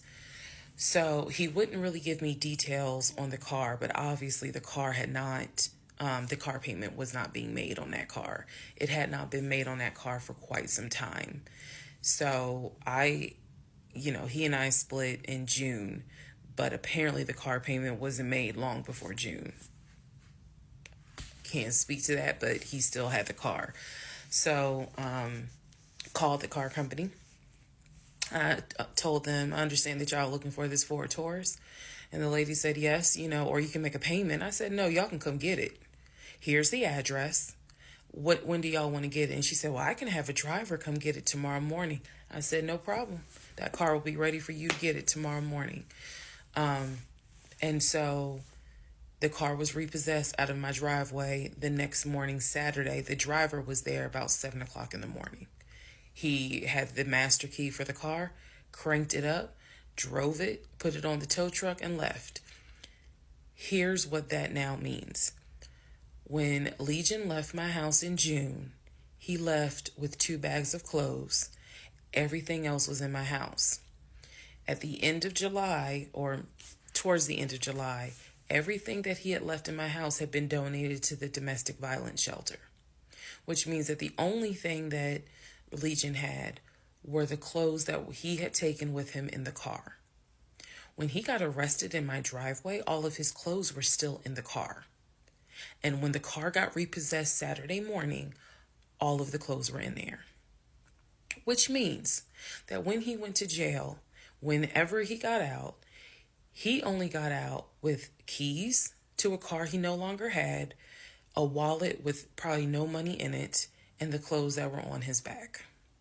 Everything else was gone. Now we can fast forward to what happened around August 29th.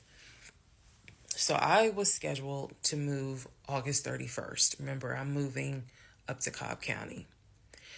We had been checking the court documents. He had a court date scheduled for around August 29th or August 30th. I don't remember the exact date.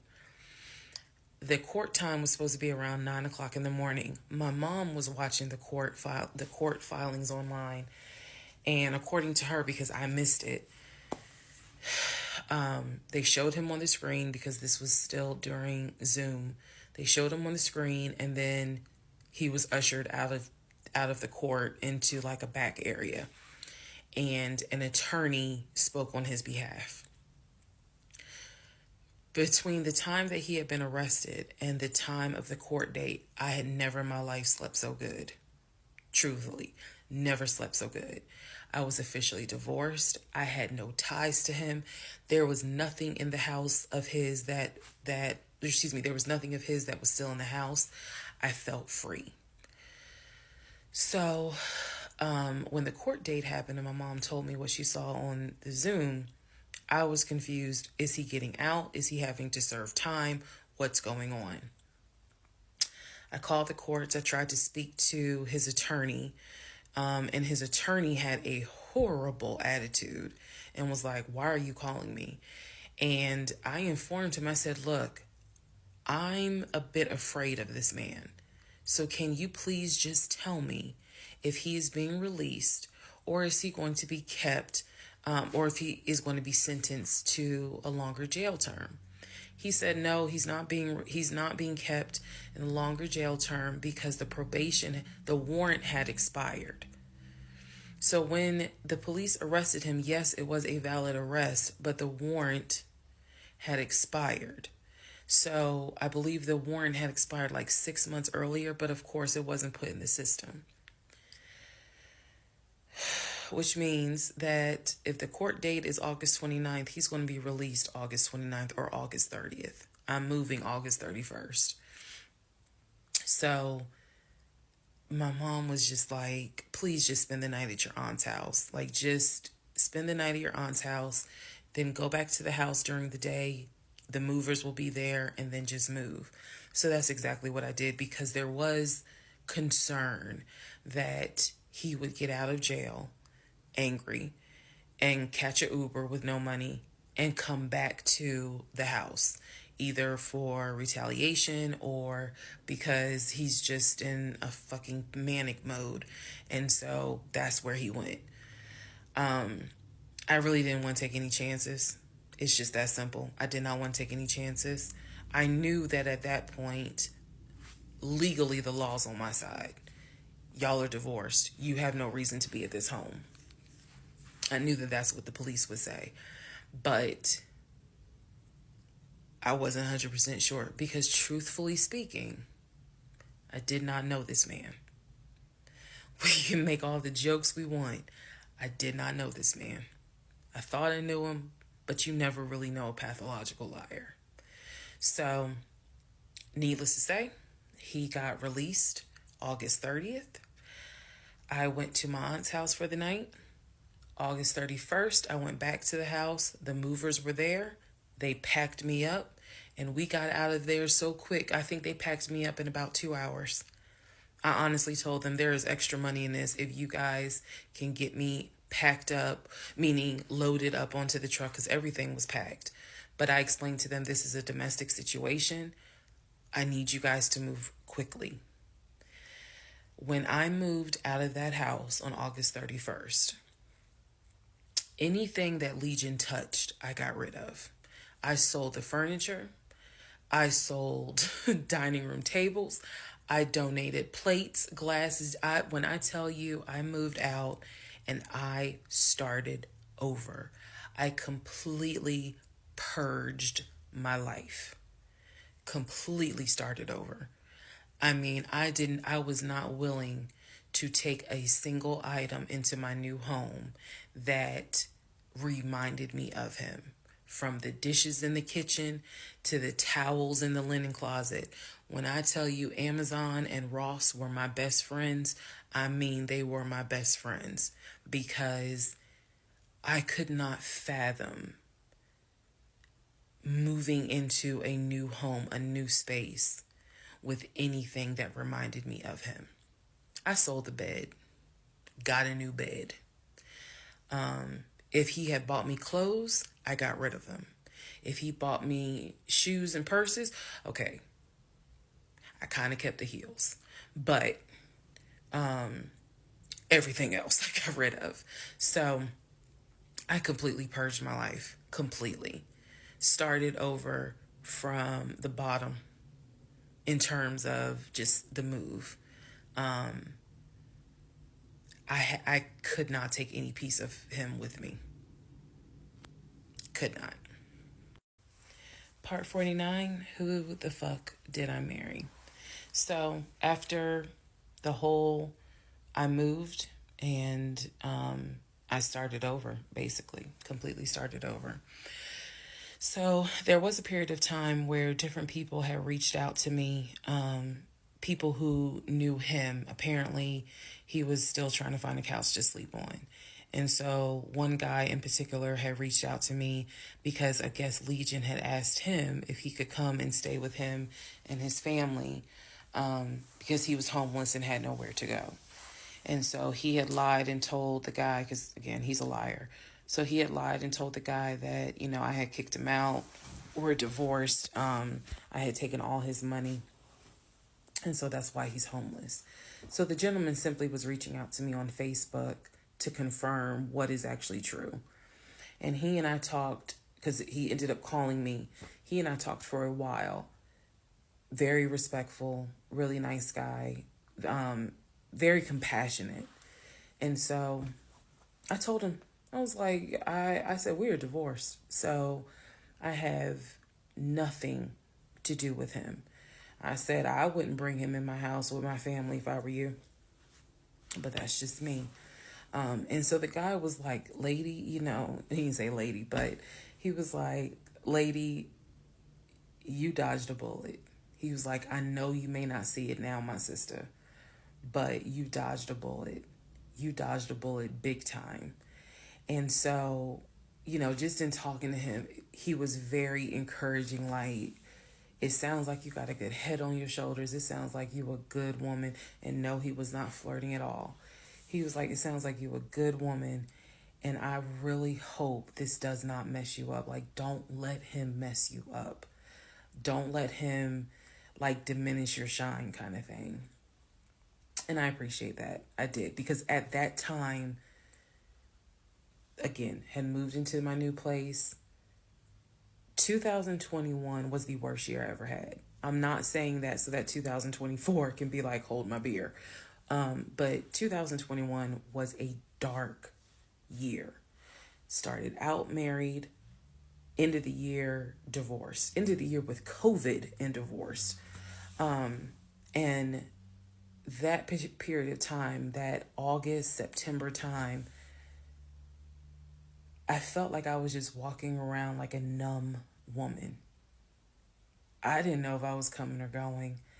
I didn't know what to do, because I felt like I had just been through hell. And it was a period of time where I had to sit down and I had to really, really deal with some stuff that I just simply was not ready to deal with. Things that I had to come to grips with that I really wasn't ready to come to grips with. So fast forward all this time, get to December of 2021. Yes, this is where the story does end. Get to December of 2021. I am out sick with COVID. I'm not at work. I get a phone call from my coworker telling me that Legion has called our job looking for me and was trying to get information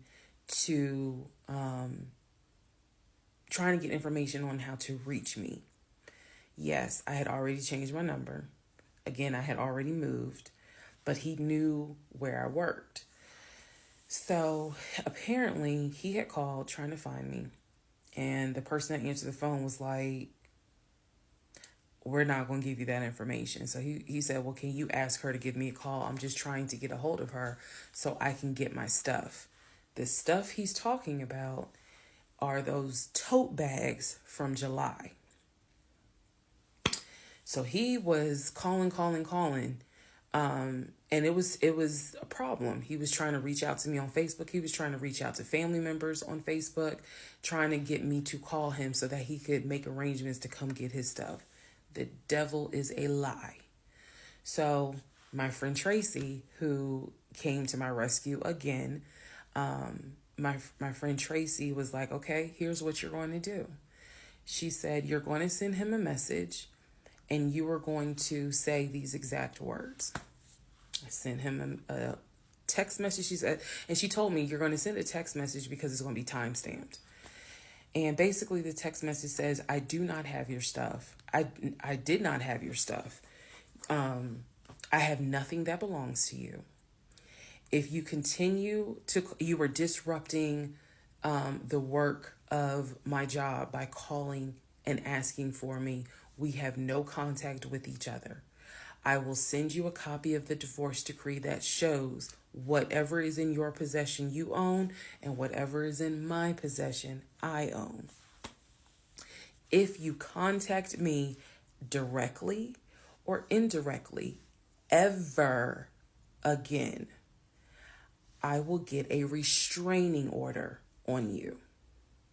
Now, for those of you who are watching this in 2024, and you're probably like, wow, she's dramatic. Please understand that what I just said, I meant. I mean that.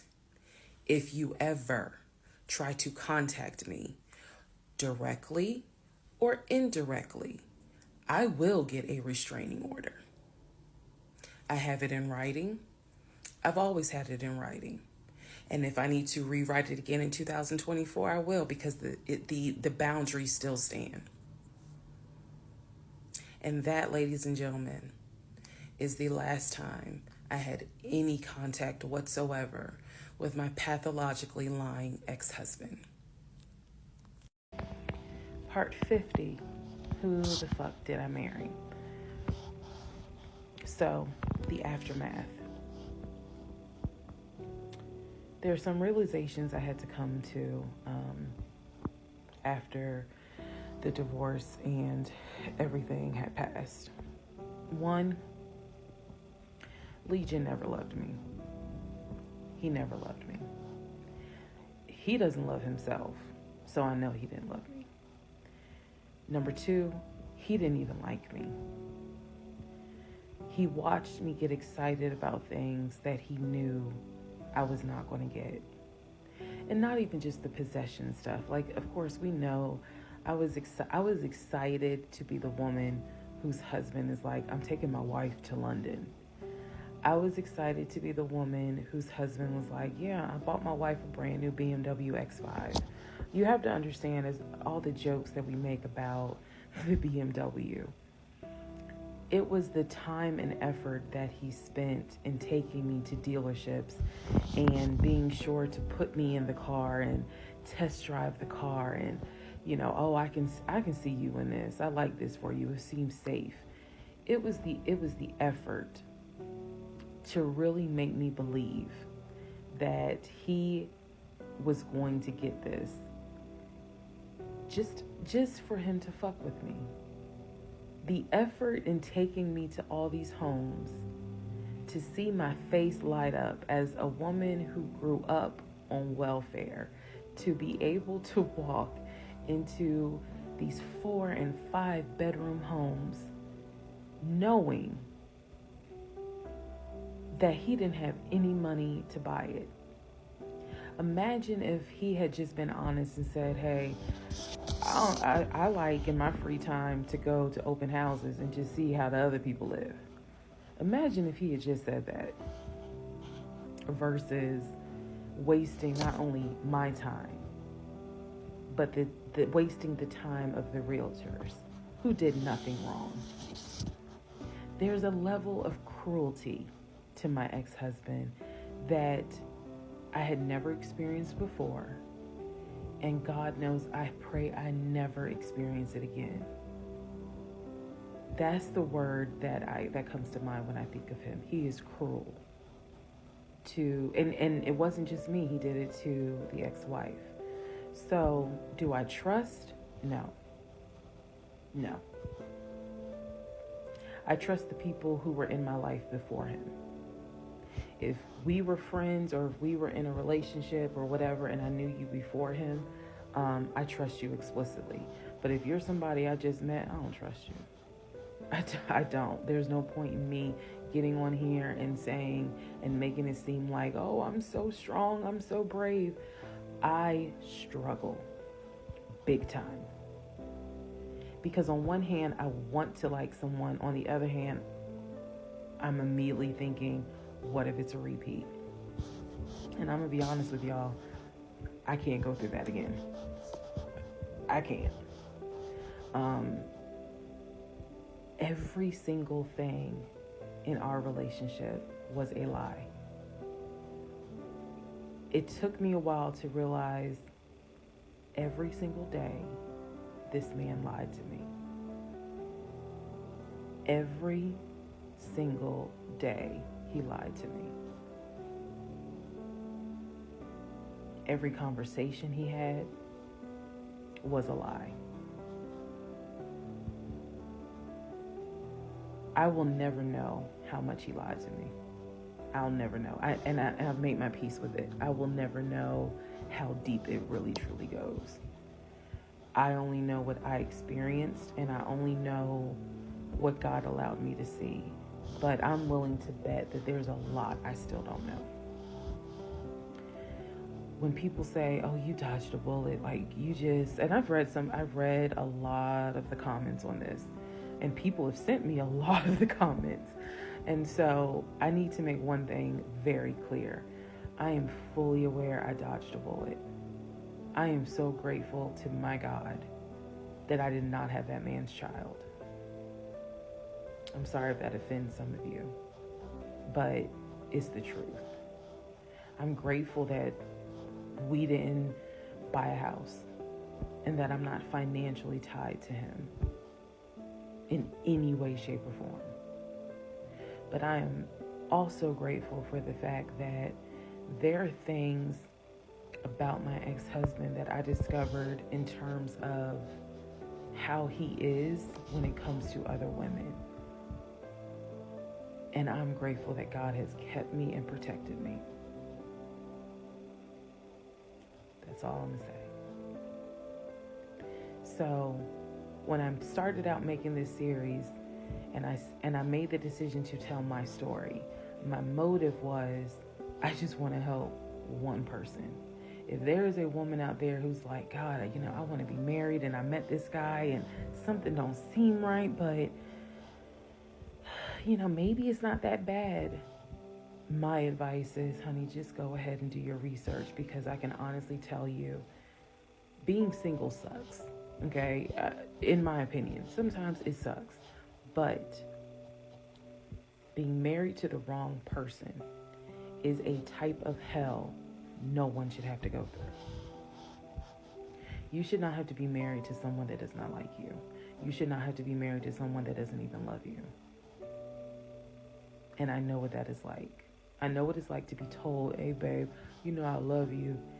And yet, I swear, I think that man sat back in the recliner with his WWE Championship Roman Reigns belt and laughed his ass off at me every day. Like, damn, she really believed it.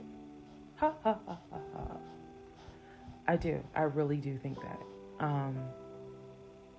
My radar was broken, because I am an intelligent woman,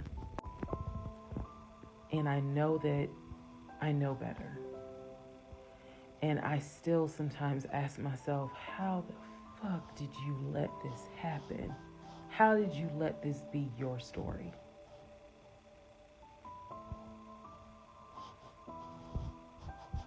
All because at the time I wanted it to be my turn. And I hoped it was my turn. And when people say, well, what do you mean by that? I just meant, we all see it, whether it's social media or real life, we all see where a woman she done been through some stuff, and she finally met someone who appreciates, loves, and respects her. And it is a beautiful thing. I had hoped that when I met him, it was my turn for that. And instead of being obedient, I wanted to be right, and I wanted to do what I wanted to do. And the cost of that decision was heavy. The toll of reliving this whole scenario was heavy. It was. I'm almost surprised at how hard it was to actually finish this playlist. Not because I couldn't remember stuff. I probably remember way more details than what I actually put out. But it's just the fact that it's like I'm reminding myself, how did you let this happen? So,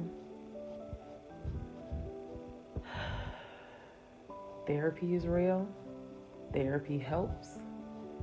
Stella Rosa Black helps too. And yes, I will one day get to London. I will get my dark blue BMW X5 with a cognac interior. I believe I will get those things. Just got to get them a different route. So, thank you all for being on the playlist of Who the Fuck Did I Marry? I promise I will go live, and I will let you all know when I go live so that we can have a wine night full of question and answers. Thank you for watching.